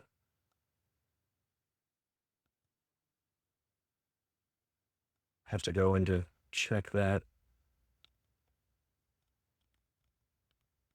No, that should be off as well. It was Twitch itself. Oh,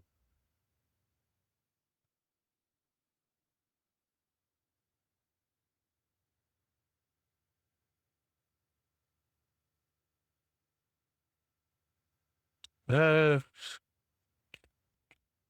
chat should be pretty open, it looks like, but oh, follower for 1 hour. Oh, dear God. That's rough. Well, thanks for sticking around. We'll keep trying. Object class hierarchy. So Python object class hierarchy. Hierarchy.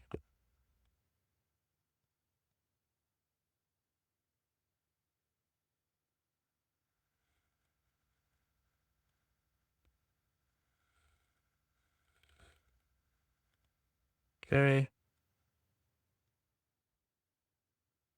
Such as init, string, parent classes, superclasses, child classes, subclasses, hierarchy, inheritance. Multiple classes inherit from a single superclass. Hmm.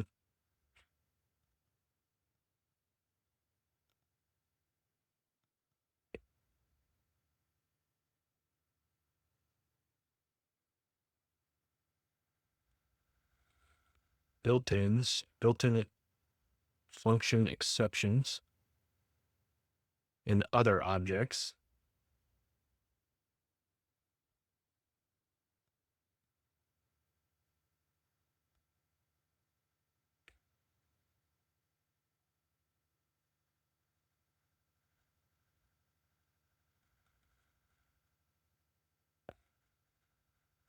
So if we're able to see all that with global, wouldn't we be able to use that?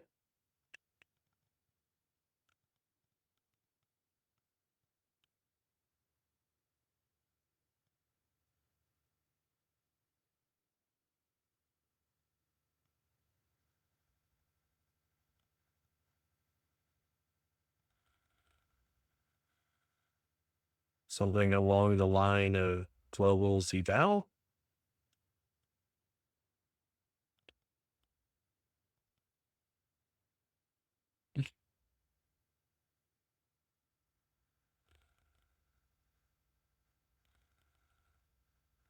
And this is more large language, right?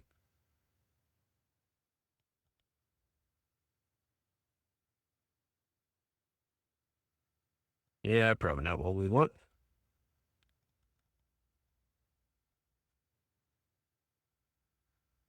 Basic controlling without basic Python. Hmm.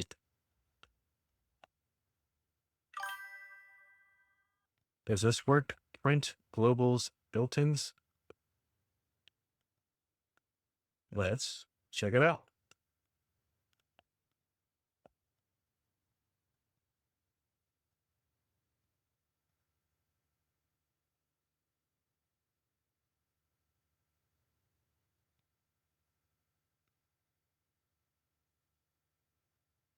Built-ins underscore.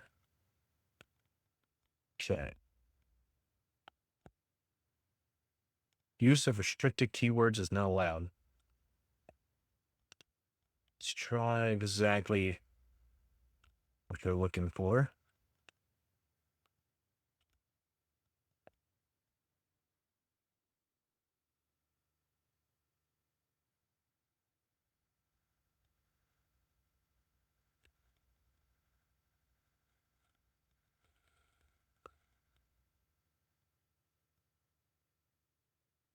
Looks like that's still restricted.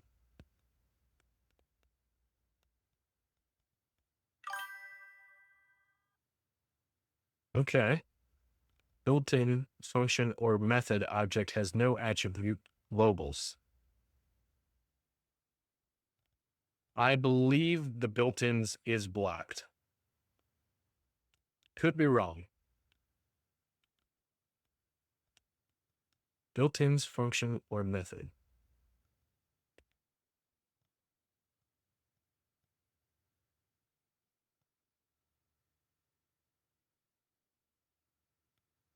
No attribute function. Okay.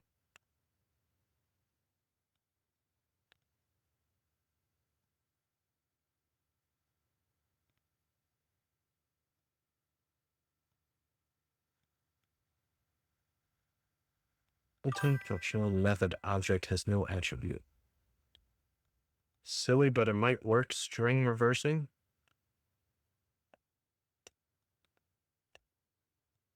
Always. Oh, that's cool. I like where your head's at.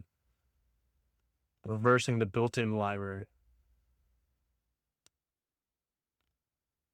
Let's see. Still nothing.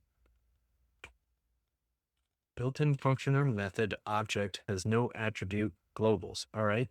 Well, what else is in there? For x in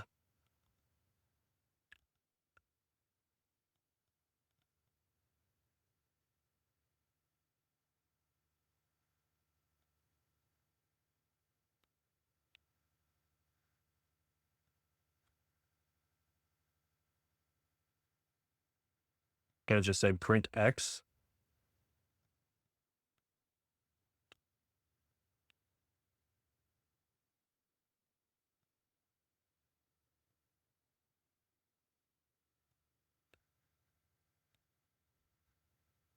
Okay. Method wrapper object is not iterable. So maybe we got to go back to those built-in.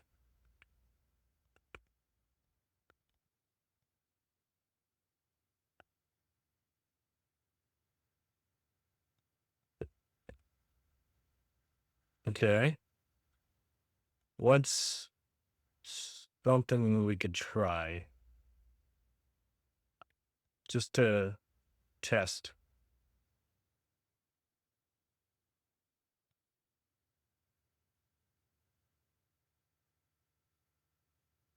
Print?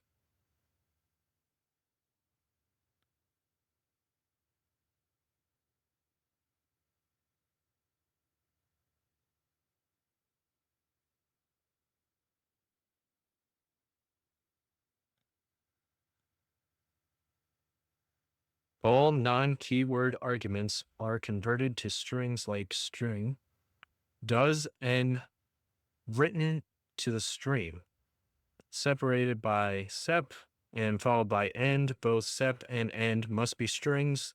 It can also be none, which means the use of default values.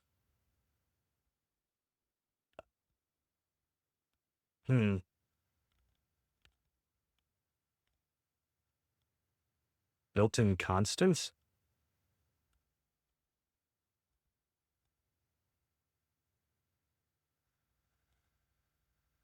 Debug.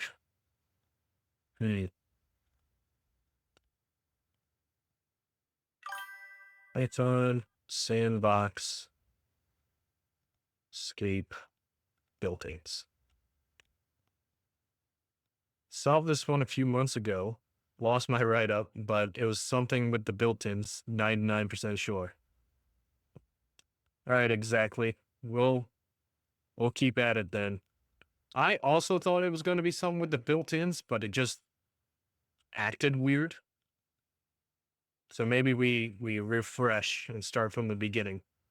Well, not the beginning, but you know what I mean.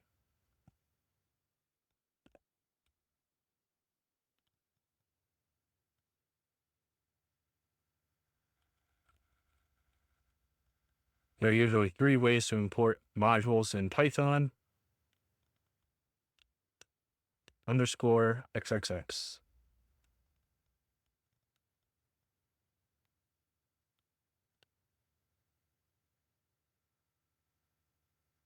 Are we able to do that?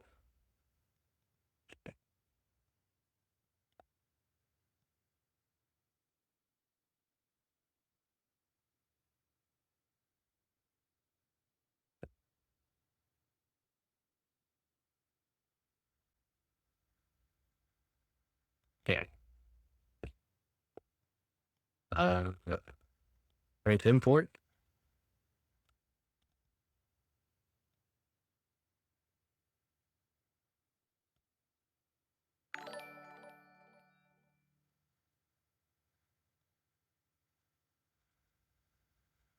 Descriptario, welcome to the stream. Thanks for a sub. Sorry if I butchered your name.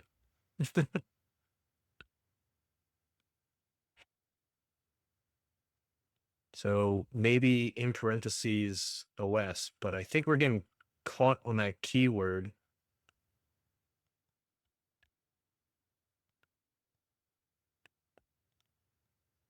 But if it's within a string, should it still pick that up?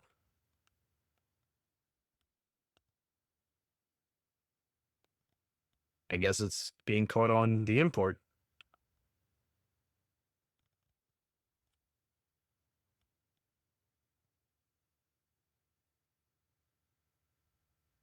Other dangerous function examples.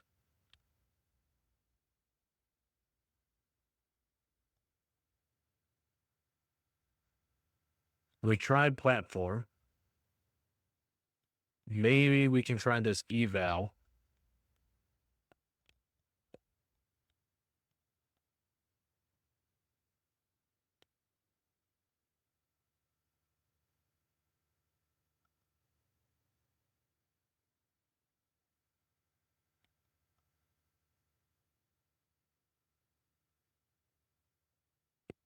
Restricted keyword.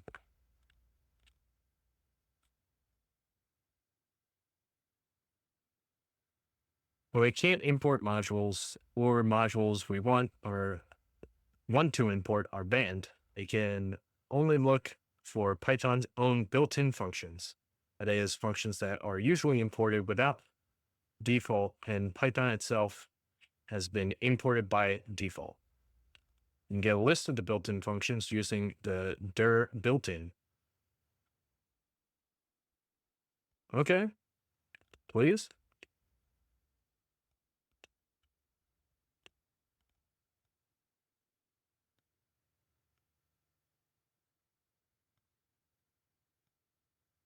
Give that a shot.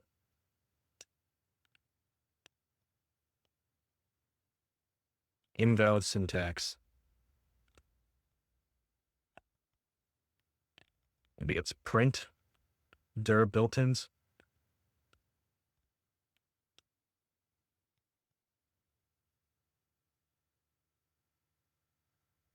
All right.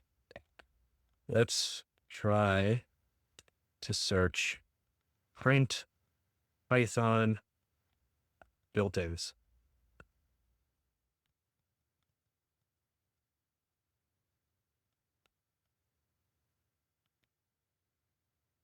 Okay, so it is dir built-ins.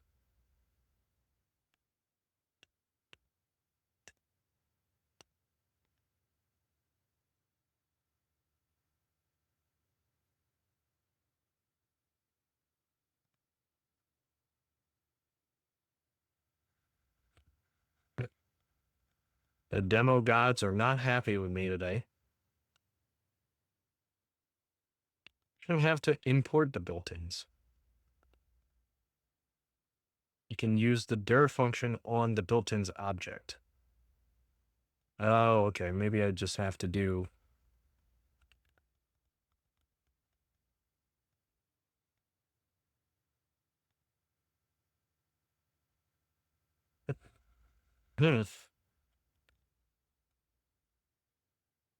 Use are restricted keywords. It's not allowed. Again.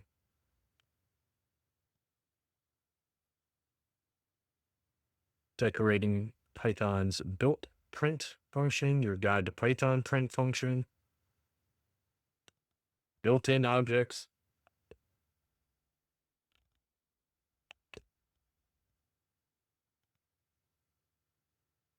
And we're back to here.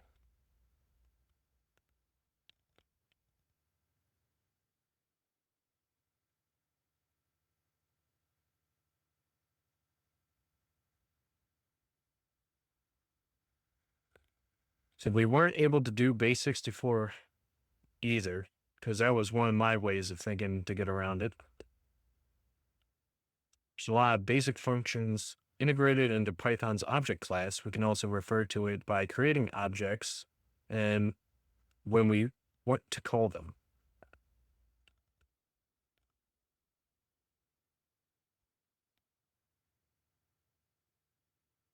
Okay. Write file, execute arbitrary commands.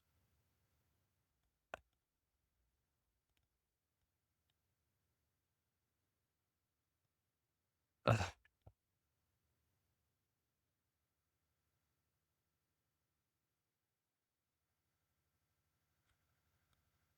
Creating objects and using Python to manipulate characters. Manipulate string characteristics.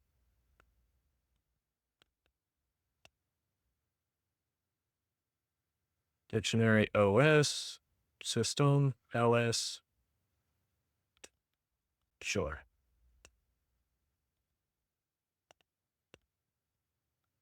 I'll be honest, guys, I'm fading fast, so don't know how much longer I can go on stream today.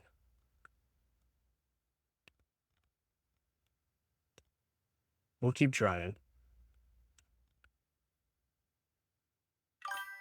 Closure, OS, system, home. This will return pairs of index and class for each class that inherits from the object base for class I and enumerate. Oh, okay, I see what you're doing.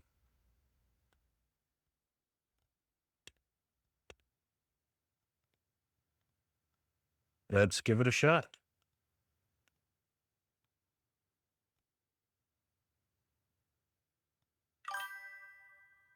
Hey, I got something. And use index to access the built-ins. Okay. Let's go ahead and grab all that, stick it back in our notes, view it a little nicer.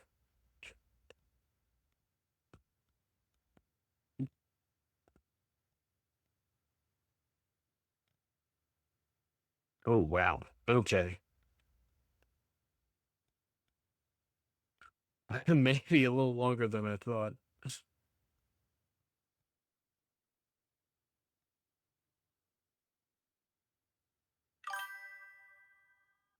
And no worries, exactly.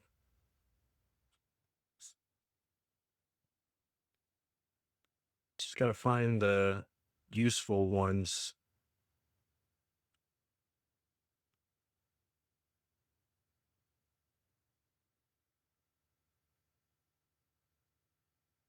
Yeesh.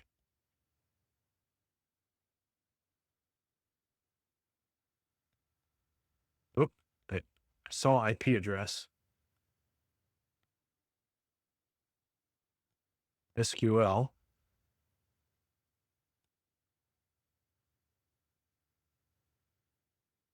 SQLite 3.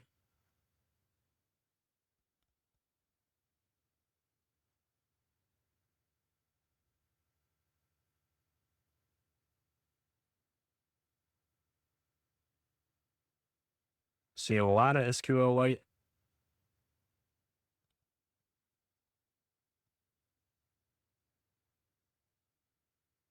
Are we able to read from the database with this Python?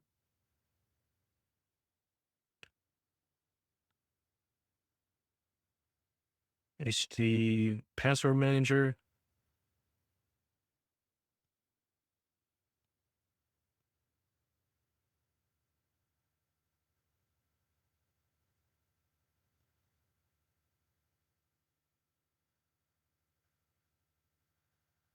Wow. Just keeps going. Iter tools.zip longest. Import lib ABC loader. No SQL. I believe you can get a reverse shell from here, though. Okay. Base exception, keys,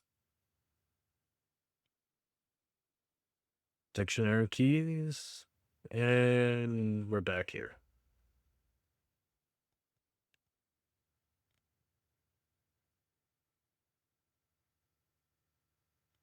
Hmm.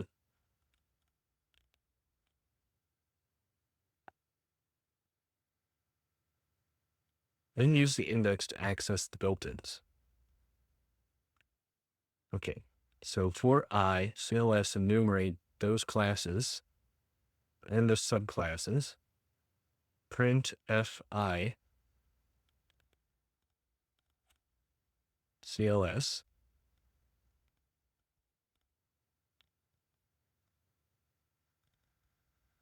Weak proxy, dictionary items. Hmm.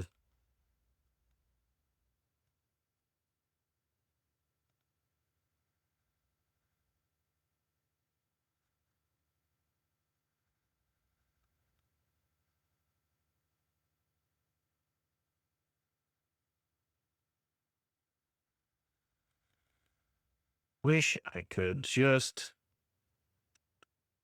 maybe if we make this output,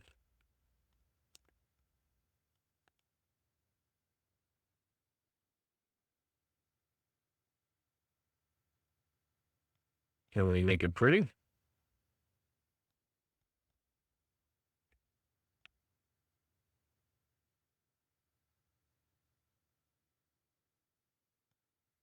Guess not.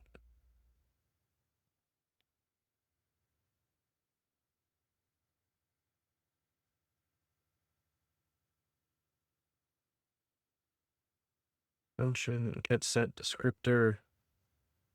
Oh, what if we just look for exec?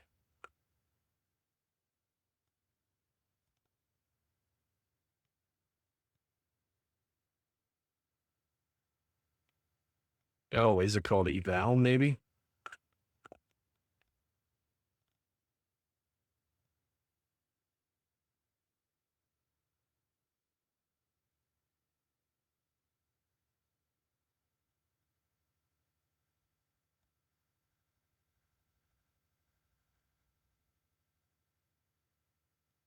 Five 13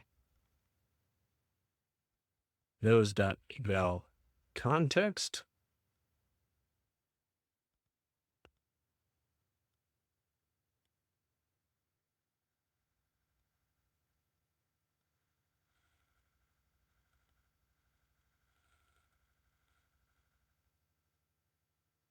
SSL pipe.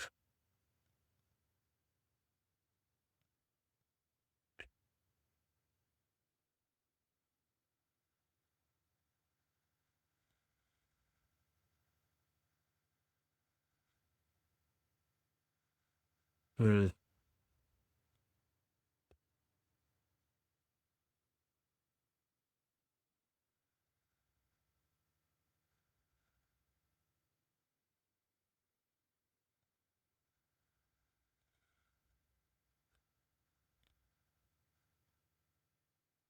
I don't know, Chad. I think this might be.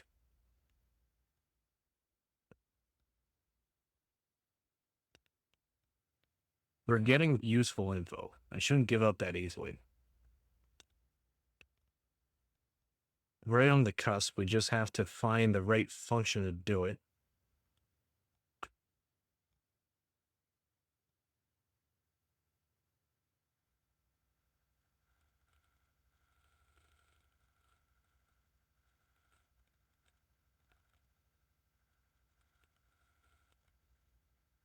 What was the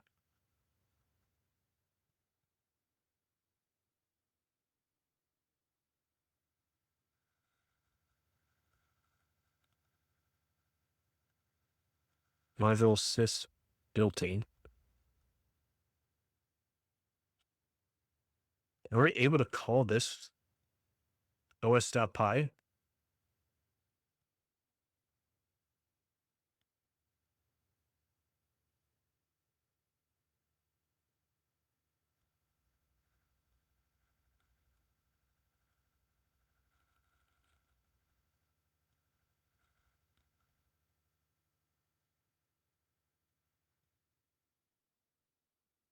Or some of the other breakouts?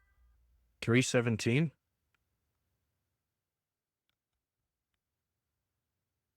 Subprocess p open. So if we index on this on 18, we should be able to open that reverse shell. Believe that's what you're saying.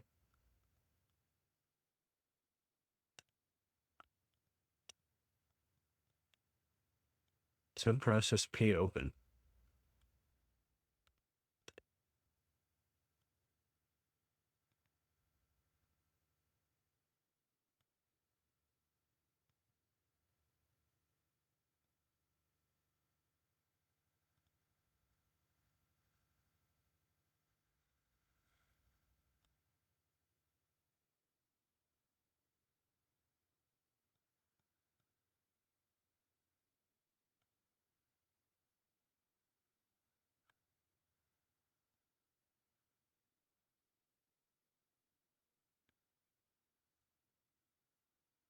Oh yeah, we still have that extension. Yep, that's PHP. We want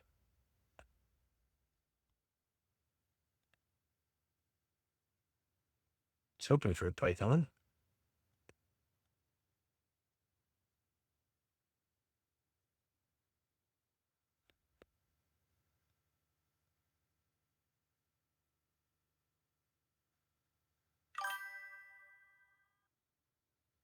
Raise exception class basis subclass. Okay. Give it a shot.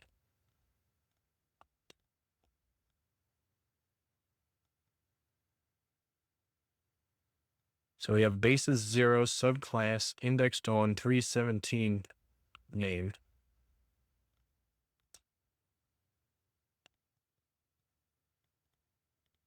There's our P open.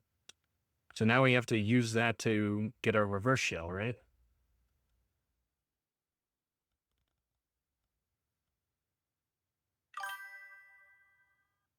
You can access the class this way. Perfect.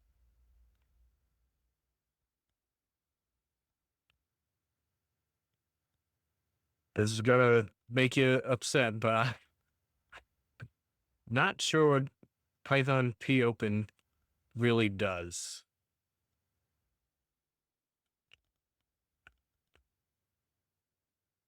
Okay.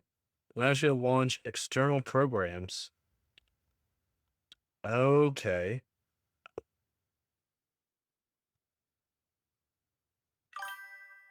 Spawns a process on the machine. Got it.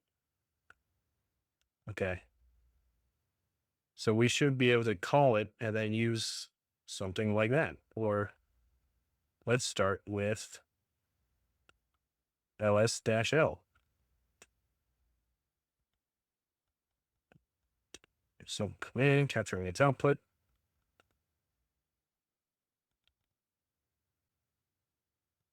Then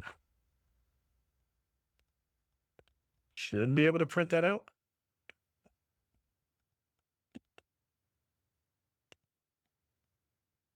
Yeah.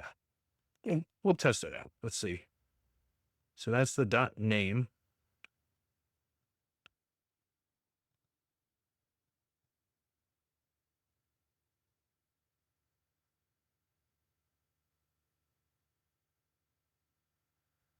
ls dot dash l.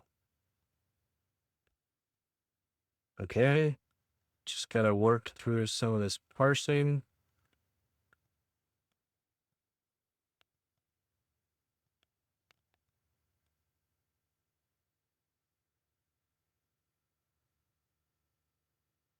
Let's save this one to our notes so I don't lose it. So I don't lose it more than I've already lost it.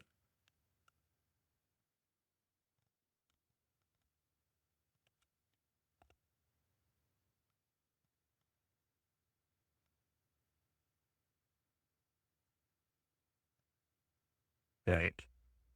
Case exception, class basis, subclasses, 317, name, means. Thought we would be able to just add ls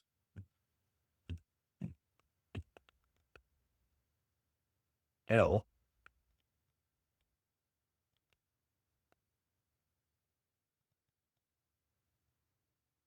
Exception object is not callable.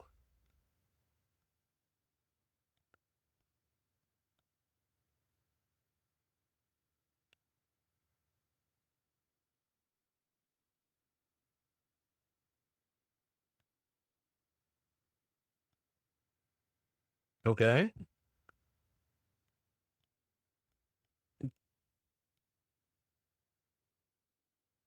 Unmatched parenthesis.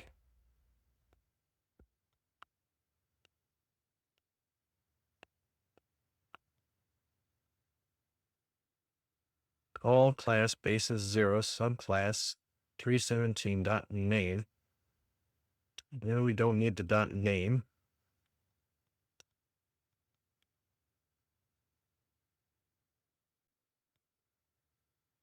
Let's take that out as well, since we already know the right function to call.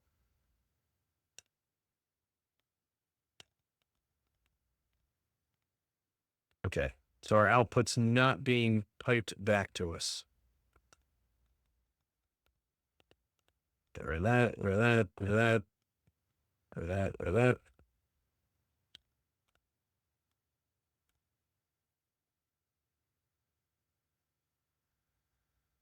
Subprocess.pipe text equals true. Guess we'll just add that to the end.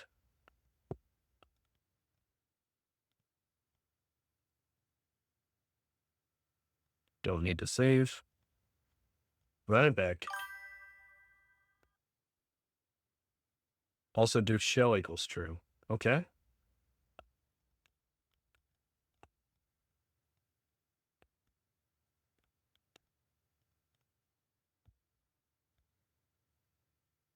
Didn't like one of the keywords we use. Let's try and remove that. Hopefully it's not an important setting.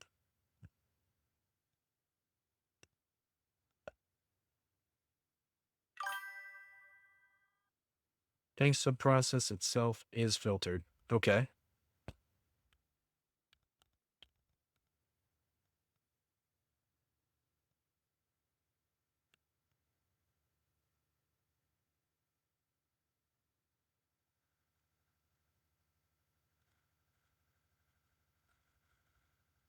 Text equals true, shell equals true. What?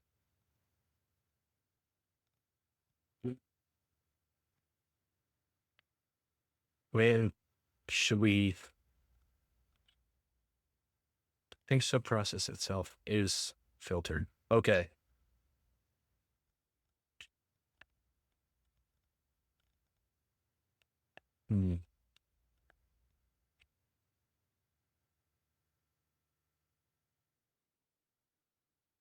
Oh, dash L maybe?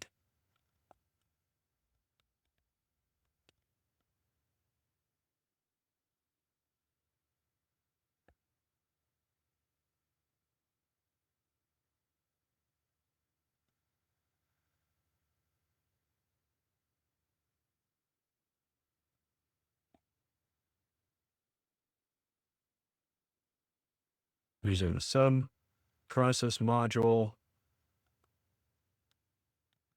The input argument is passed to p open communicate, and thus the subprocess standard in.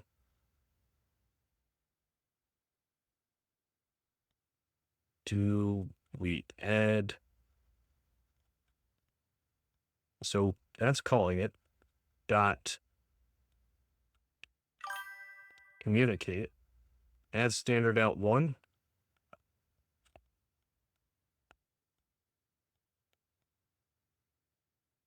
Equals 1. Oh, -1. Pretty sure this pipes the output to whatever it calls it and accesses it.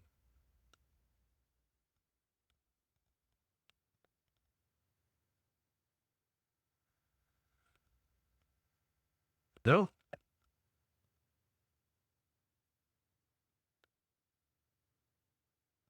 Okay, let's try PWD.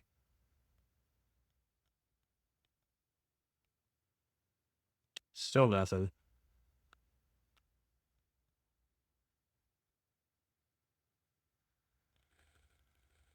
When used, the internal p open object is automatically created with the standard out and standard both setting set to pipe. Standard out and standard error arguments may not be supplied at the same time as the capture output. If you wish to capture and combine both streams into one, set S standard out to pipe and standard error to standard out using the capture output. The timeout may be specified in seconds, internally passed to p open communicate child process The input argument is passed to P open and communicate, and thus the standard in. If used, it must be a byte sequence or string. If encoding errors, when used an internal, automatically created in the standard int type. Okay, this looks. Oh, am I missing a dot run? Okay, shell equals true, check equals true. Here's dev null. Capture output. After 317, dot communicate. Okay. I knew we were close on that. Unit 8.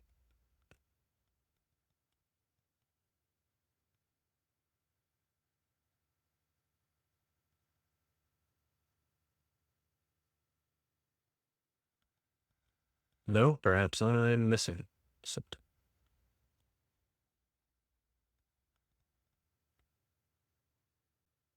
Let's go ahead and grab yours from 317.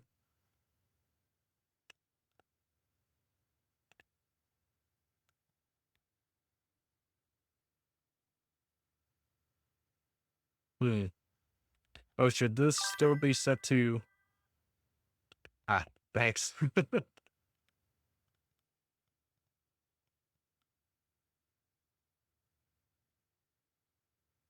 Should this still be set to raise exception?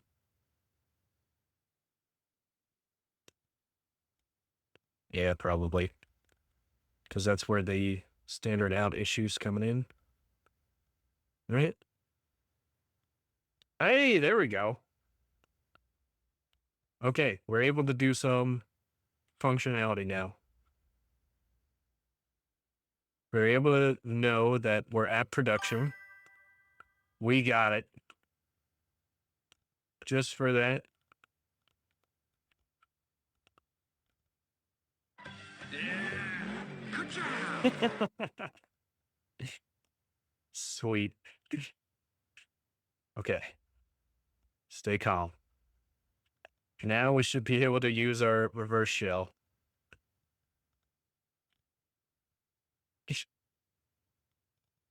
See, I can code kinda, sorta.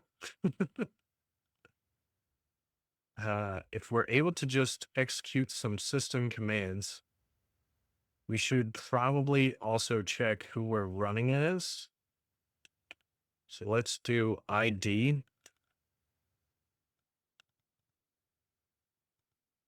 Okay, it's going to be running as them, which is fine.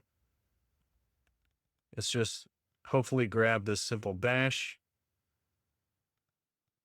Check that our listener is still running. All right, good. Bash into our port. 9001, run that.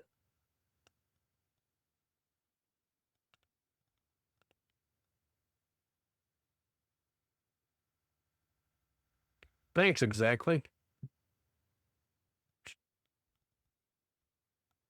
We're not out of the woods yet, though. B, none. Okay. Let's try netcat.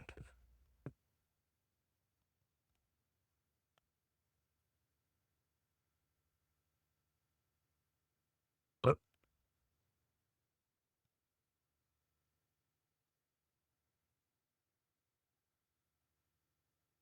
wait, saying none. Communicate.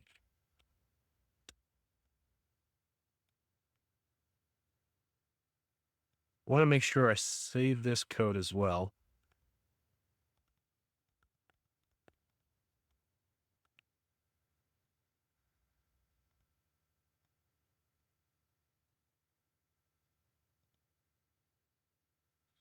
So I feel like it should have worked with that.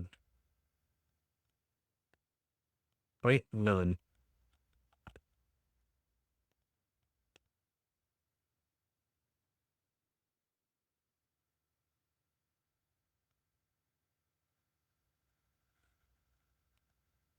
All right, listener. LVMP.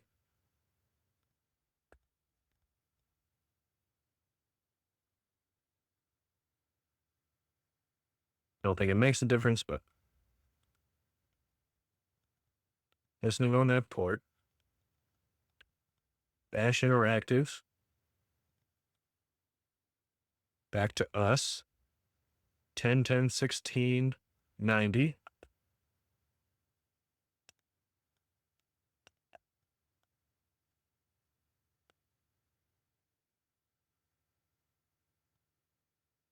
Come on.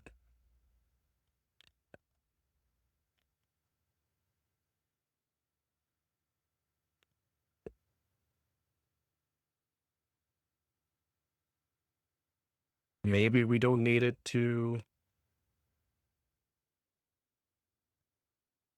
communicate with us.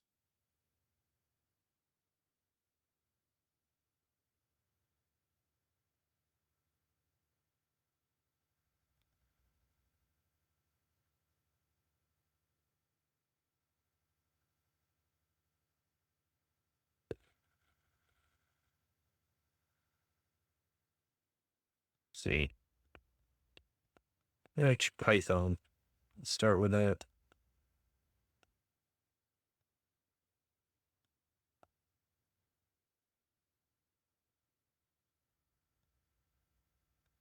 Or our box is broken and so is everything else. Okay, ls. Who am I? Dash dash C. Okay.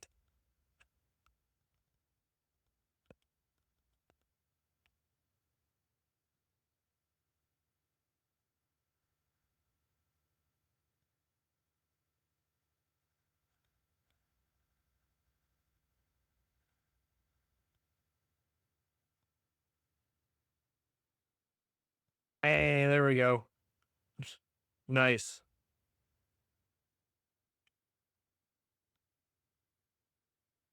Okay. PWD, home app, sweet. So let's check what is our next flag we need to get. Okay. Submit the flag located in the user's home directory. Okay. So we should be able to just change our directory, go up. Cat user.txt. Boom, baby. Ah, that was dumb. That was so dumb. Oh my gosh, I gotta stop that.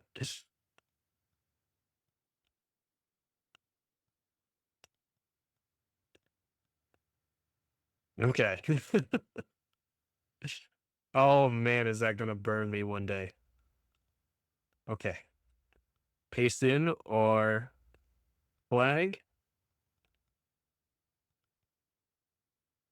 Nice. What is the full path to the web applications database file?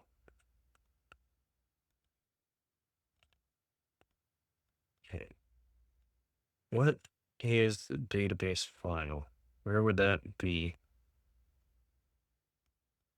Let's check out instance.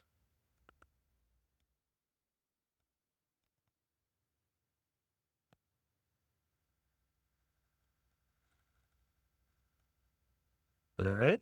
Instance.db sounds right. Nope, I forgot. I'm still showing this. Oh well, it'll just, you know,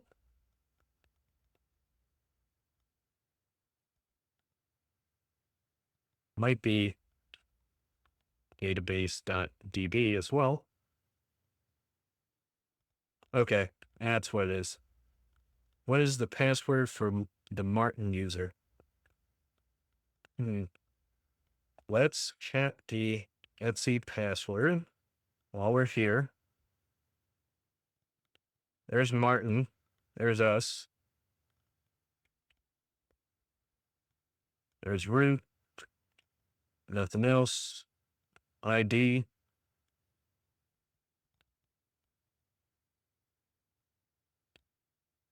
Okay.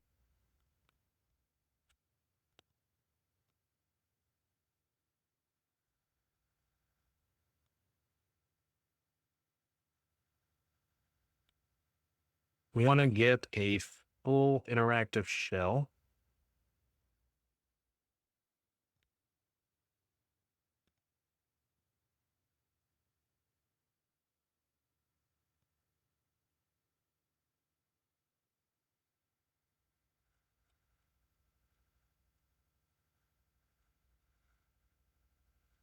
Okay. Okay, Python, not found.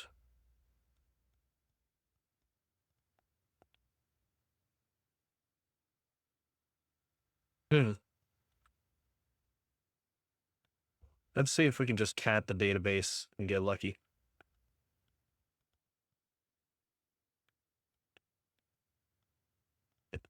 And a feeling.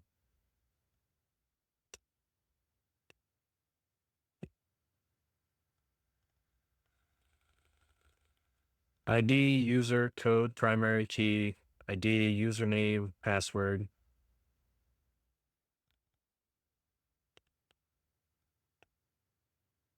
Martin.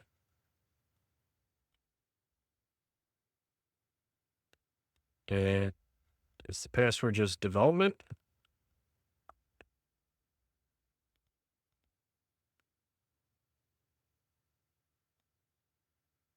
Worth a shot.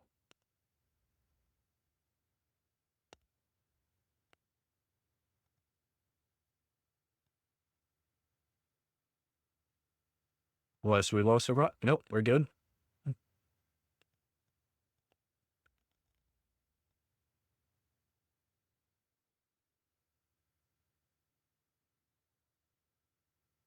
MySQL.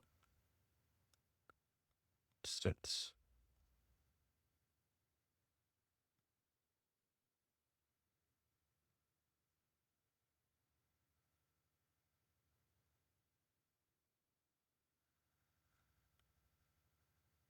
Hmm.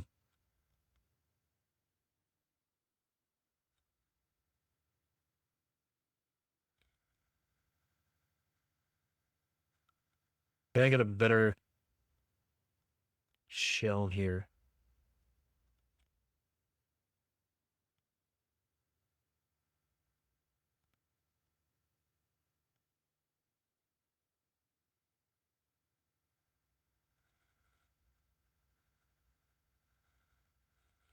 Yeah, pawn throw.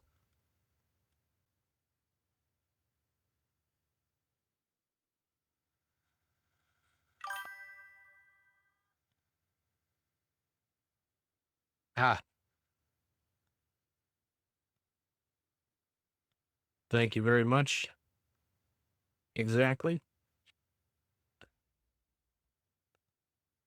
Python 3, C, import, pty spawn, bin bash.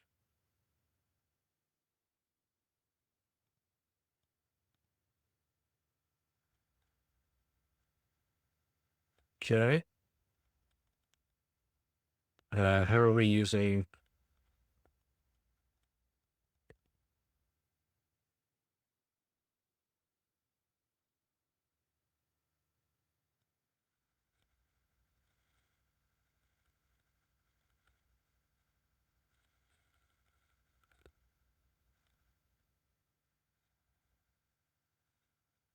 Hmm.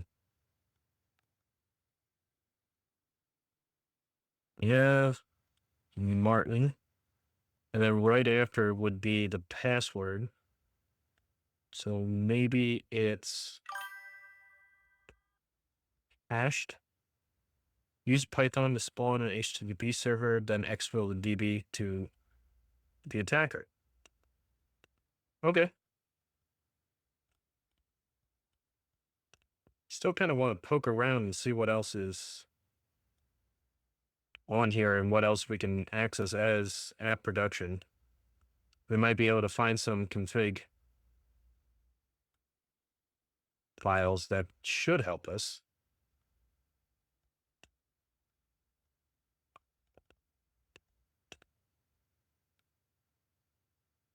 But I'm thinking one's Martin, one's development.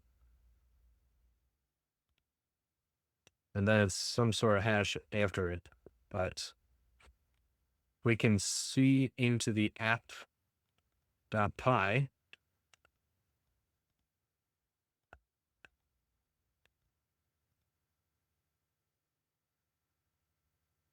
See codes, that's fine. User ID session, load the code.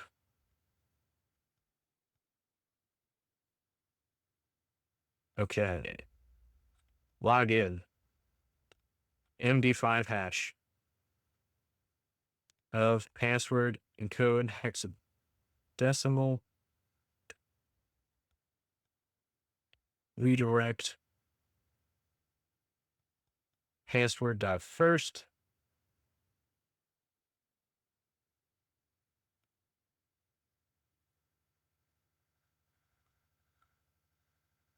Okay. Password equals hash lib MD5 request.form password.encode hex digest. So maybe if we go to crack station, I'm just doing this because I'm lazy and I really don't want to export and import again. There's development and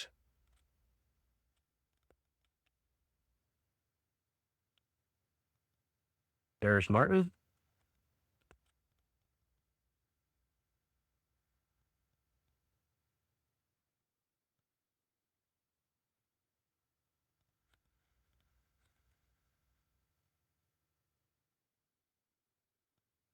There's got to be a better way to do captchas.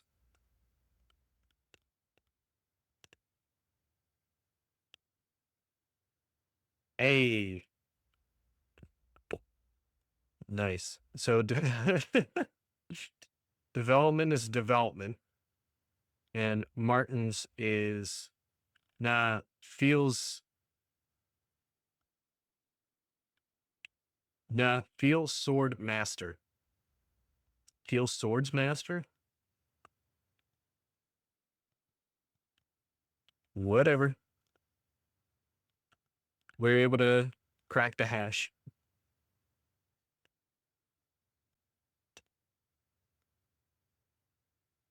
Let's go ahead and submit that flag.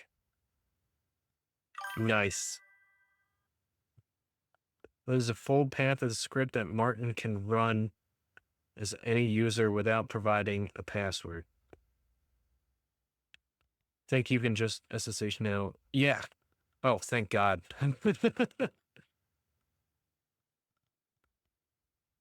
Let's open up another SSH as Martin. If that is his real name. At our targeted box.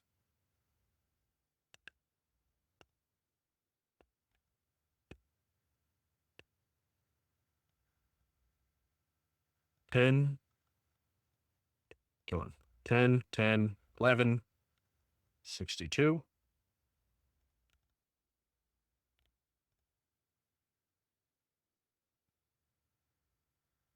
Go ahead and say, yep. And throw in that password.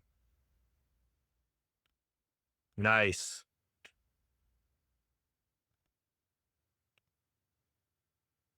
Ka-chow. All right, we are Martin. What is in our directory? We have code home production app, and we have backups. We can run that gate. Oh, switch view. My bad. Oh, thank God you called that out. So we're able to SSH in. Let's go ahead and see what capabilities we have. Get tap cursively everywhere. Otherwise, dev null.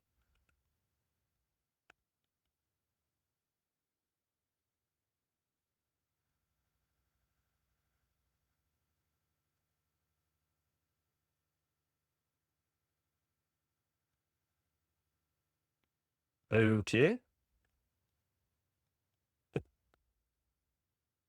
What is the full path of the script that Martin can run as any user without providing a password? Who would just keep that script? Favorite way on Linux is the sudo L. Yeah, good call.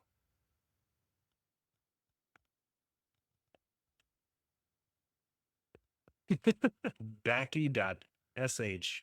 Nice. Seems like we're picking up some good momentum. Submit that. Is it possible to back up the files outside of var home using backy.sh? Well, let's go take a look.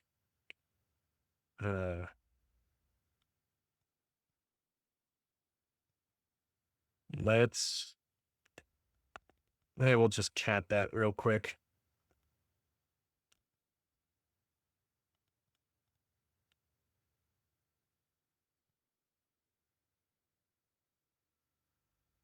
Okay, allowed paths var and home.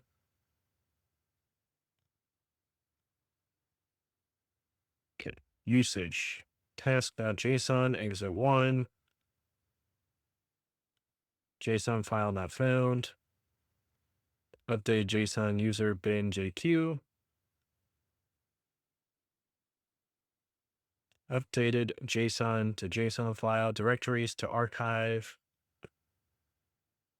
Okay. Oh. Is allowed path. Local path 1. For allowed path in allowed paths, do if path is valid, then return 0. Done.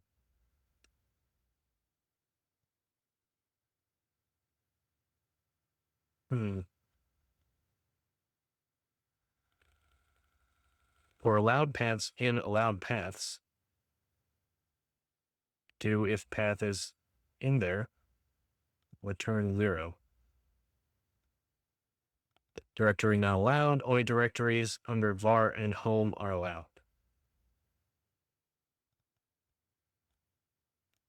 I guess we'll just go ahead and say, is it possible to back up files outside of var and home? No. Okay. Yes. I'm guessing we're going to update the updated JSON here. Update JSON. Directories to archive.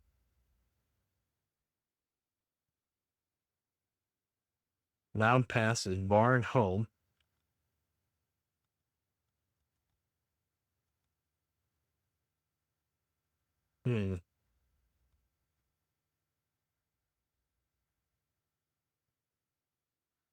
User backy JSON file.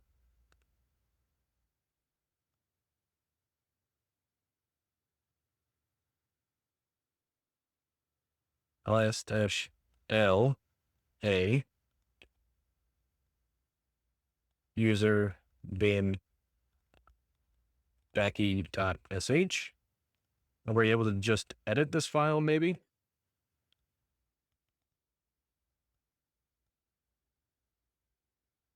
Only root.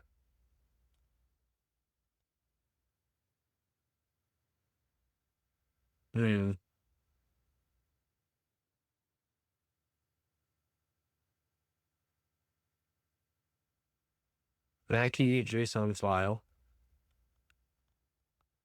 Still have this up. There we go. Has to be able to get that in there.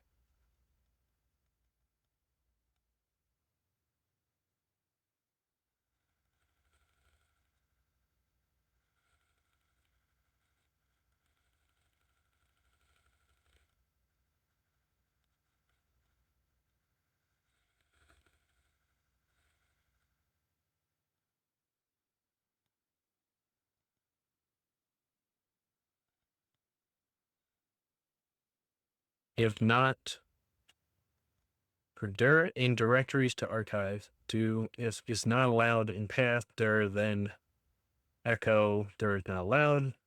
Only directories in the var and home are allowed. What if I just said home up directory, root?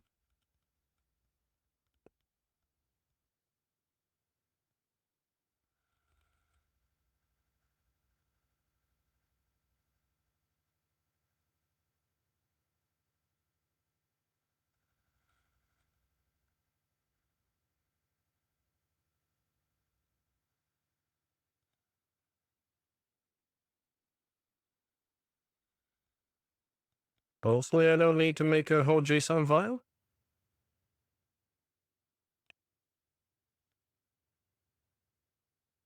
So home / up to directories to root.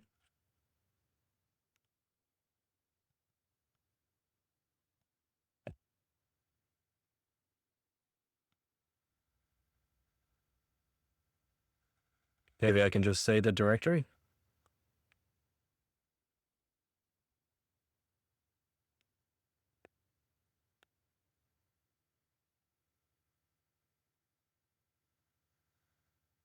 Knew it had to be a file.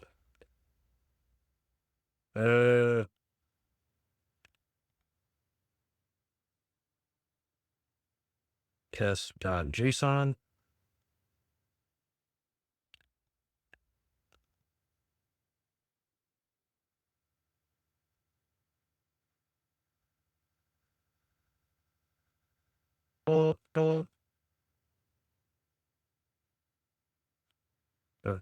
And add /home.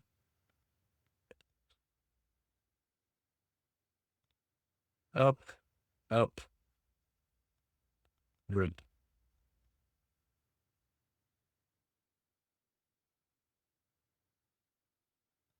Save that file.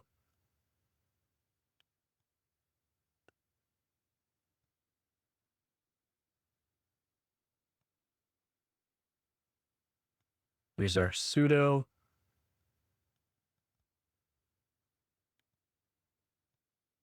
current directory, test.json.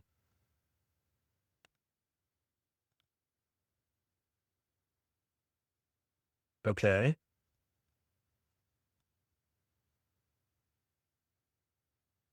Invalid numeric literal at line 2.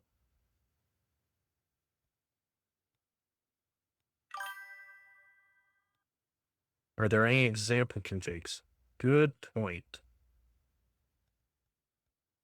Let's go into backups.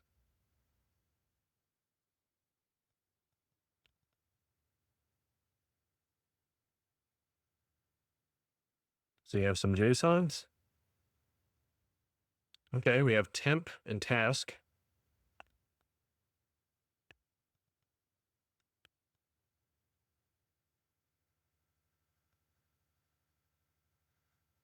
Okay.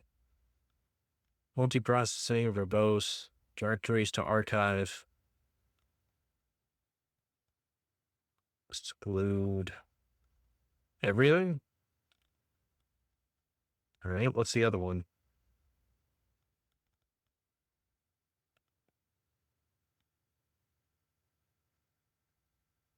Temp, JSON.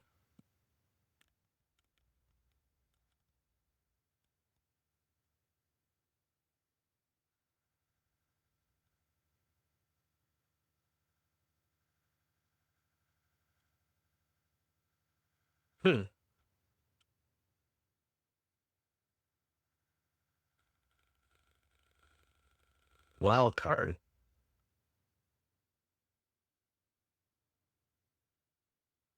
That just run against root? He has it right there.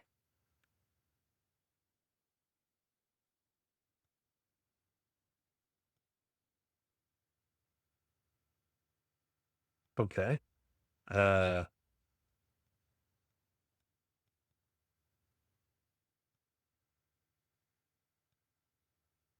Oh, man.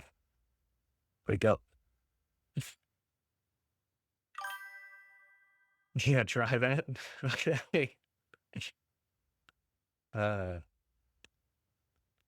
open tar file, Linux. Yeah, it's probably somebody's else's run. Hack the Box does it a little weird where you can share. You're like sharing the machine you're working on.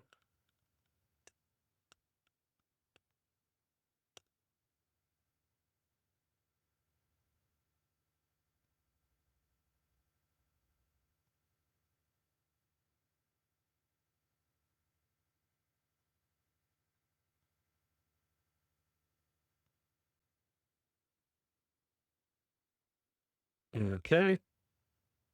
Need to say, no, just crack that.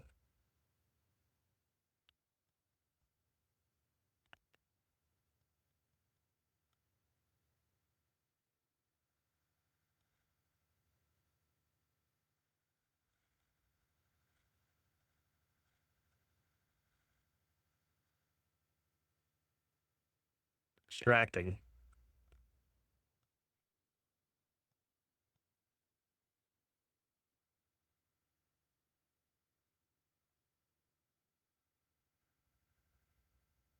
HC. XZF. Okay. Let's see here.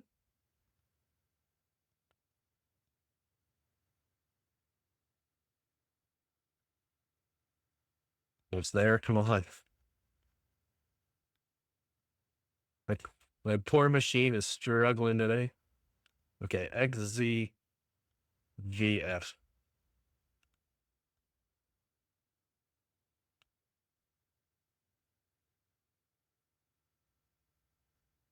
Not a gzip format. What?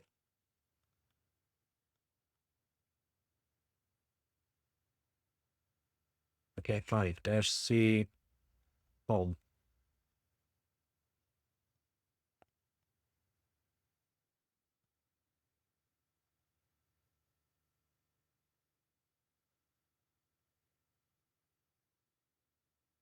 Output to you.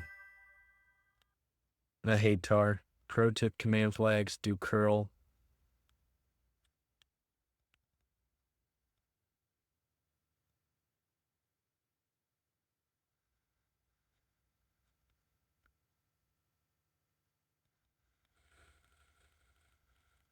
Curl CHT SH command.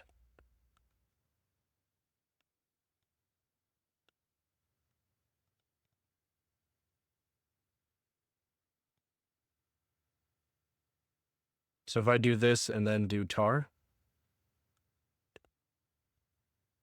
Okay.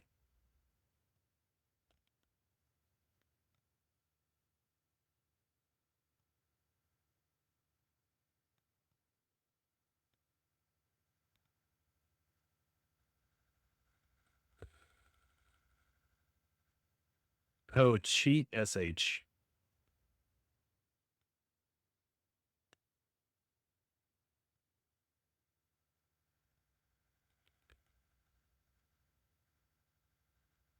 XVF. Okay. Cool. I do like that little cheat command. I had to look it up first because you never know who you're going to run into online. To extract an uncompressed archive, to extract a .tar into a specific directory, to create an uncompressed archive, it's CVF. That's what we want. So it's tar dash CVF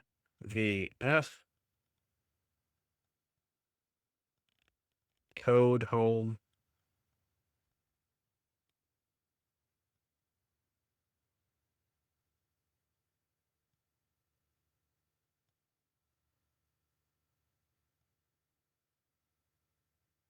We're right at the finish line. Come on.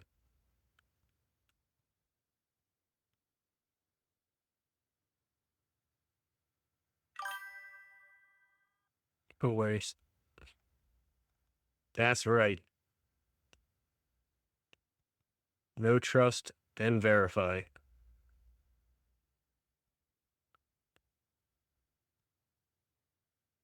Okay, so then we have our tar. Then we add finish on quote.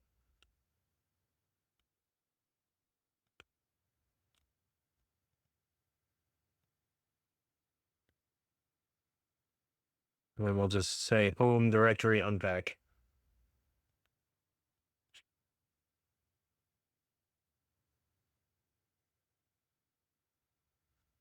We'll just say home directory.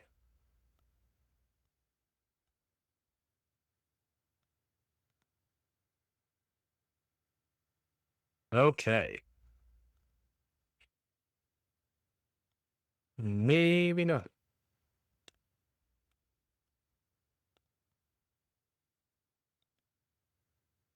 How is the archive not dumped?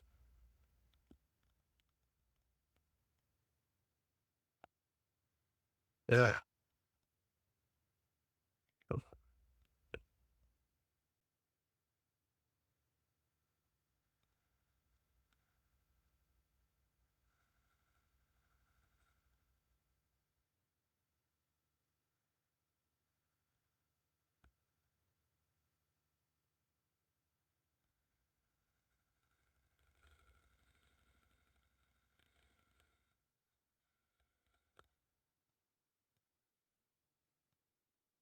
I guess we're gonna have to rerun that guy's a backup JSON.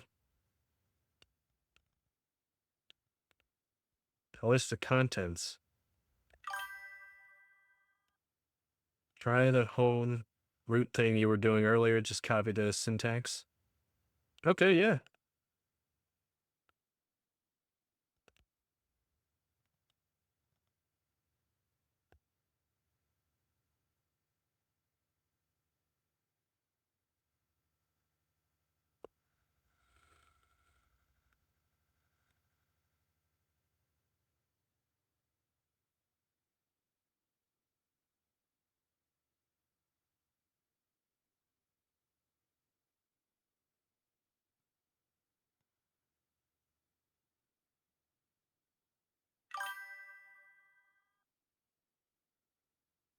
Good point. Yeah, let's we don't need to exclude everything.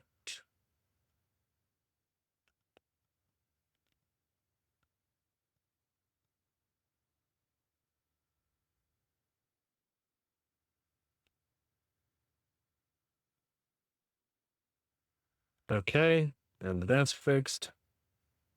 Directories to archive.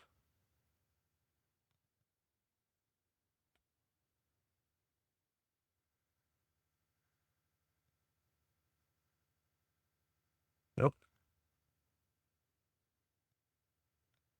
Dot slash root.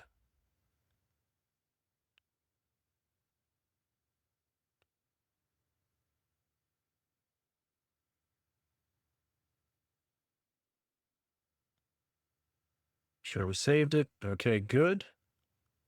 Sudo user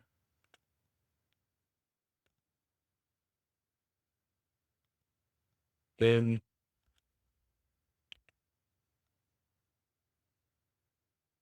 backy .sh /test .json.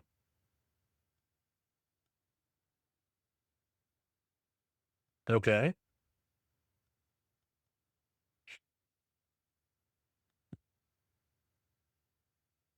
Archiving home root. Oh, maybe I didn't back up enough.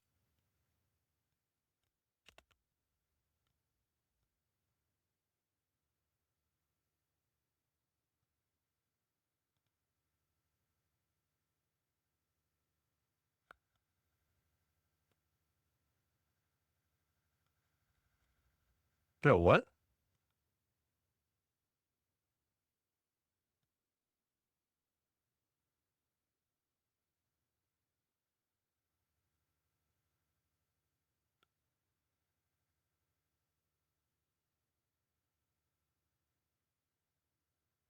Very odd.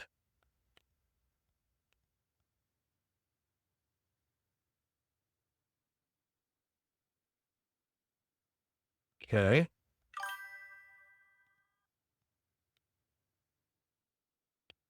Try home root. So we'll treat it as an actual dir name. Then remove it and you get root. Okay.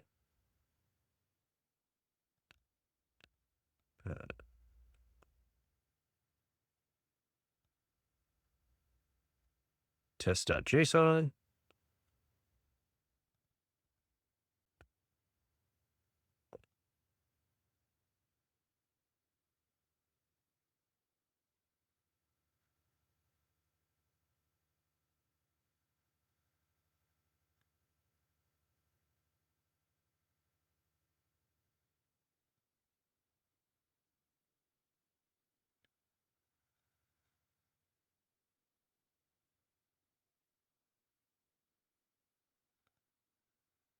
One, two, three, four dots. Perfect.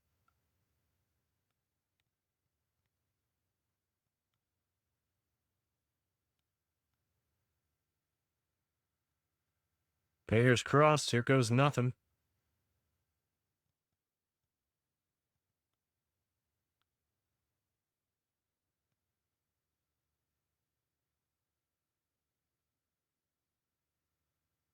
Still trying to get home root.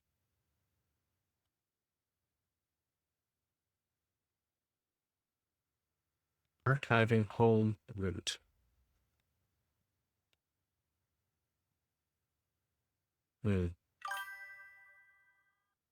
Yeah.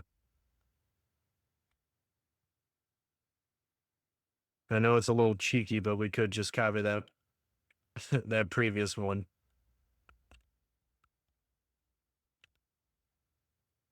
See what it collapsed to?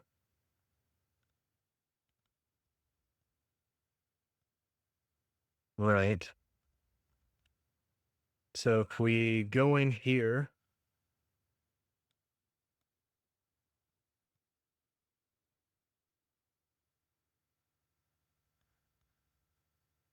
and change it to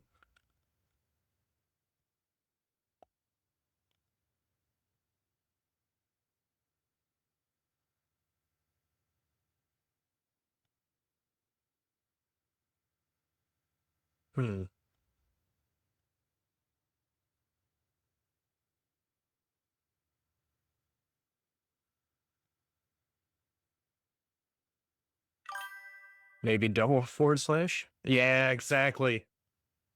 I was thinking the same thing.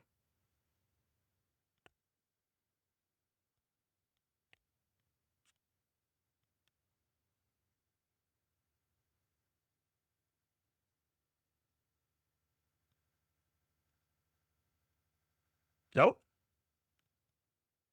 Did that work?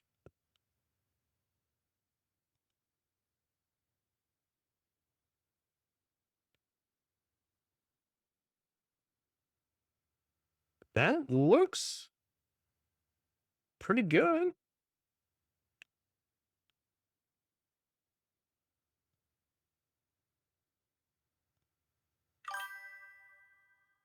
Nice.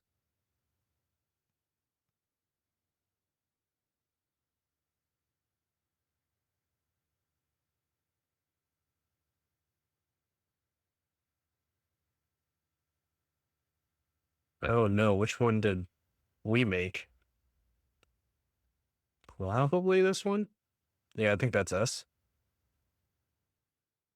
You got root.txt. Oh, sweet. I see it now. Okay, now we just have to unzip this B to Z.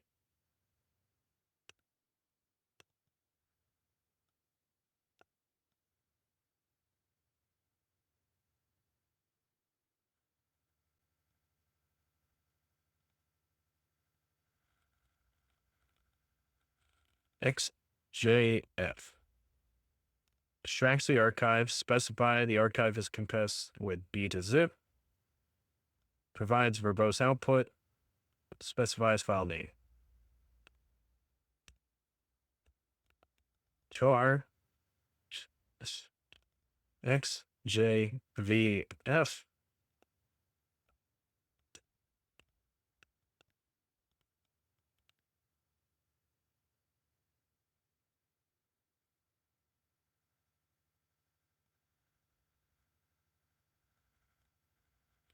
Let's see what's en route.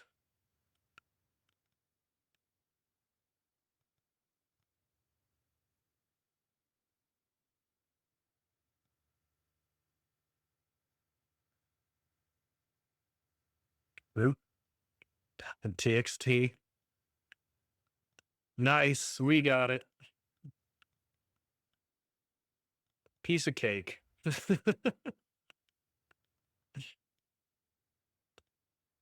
Go ahead and submit the flag.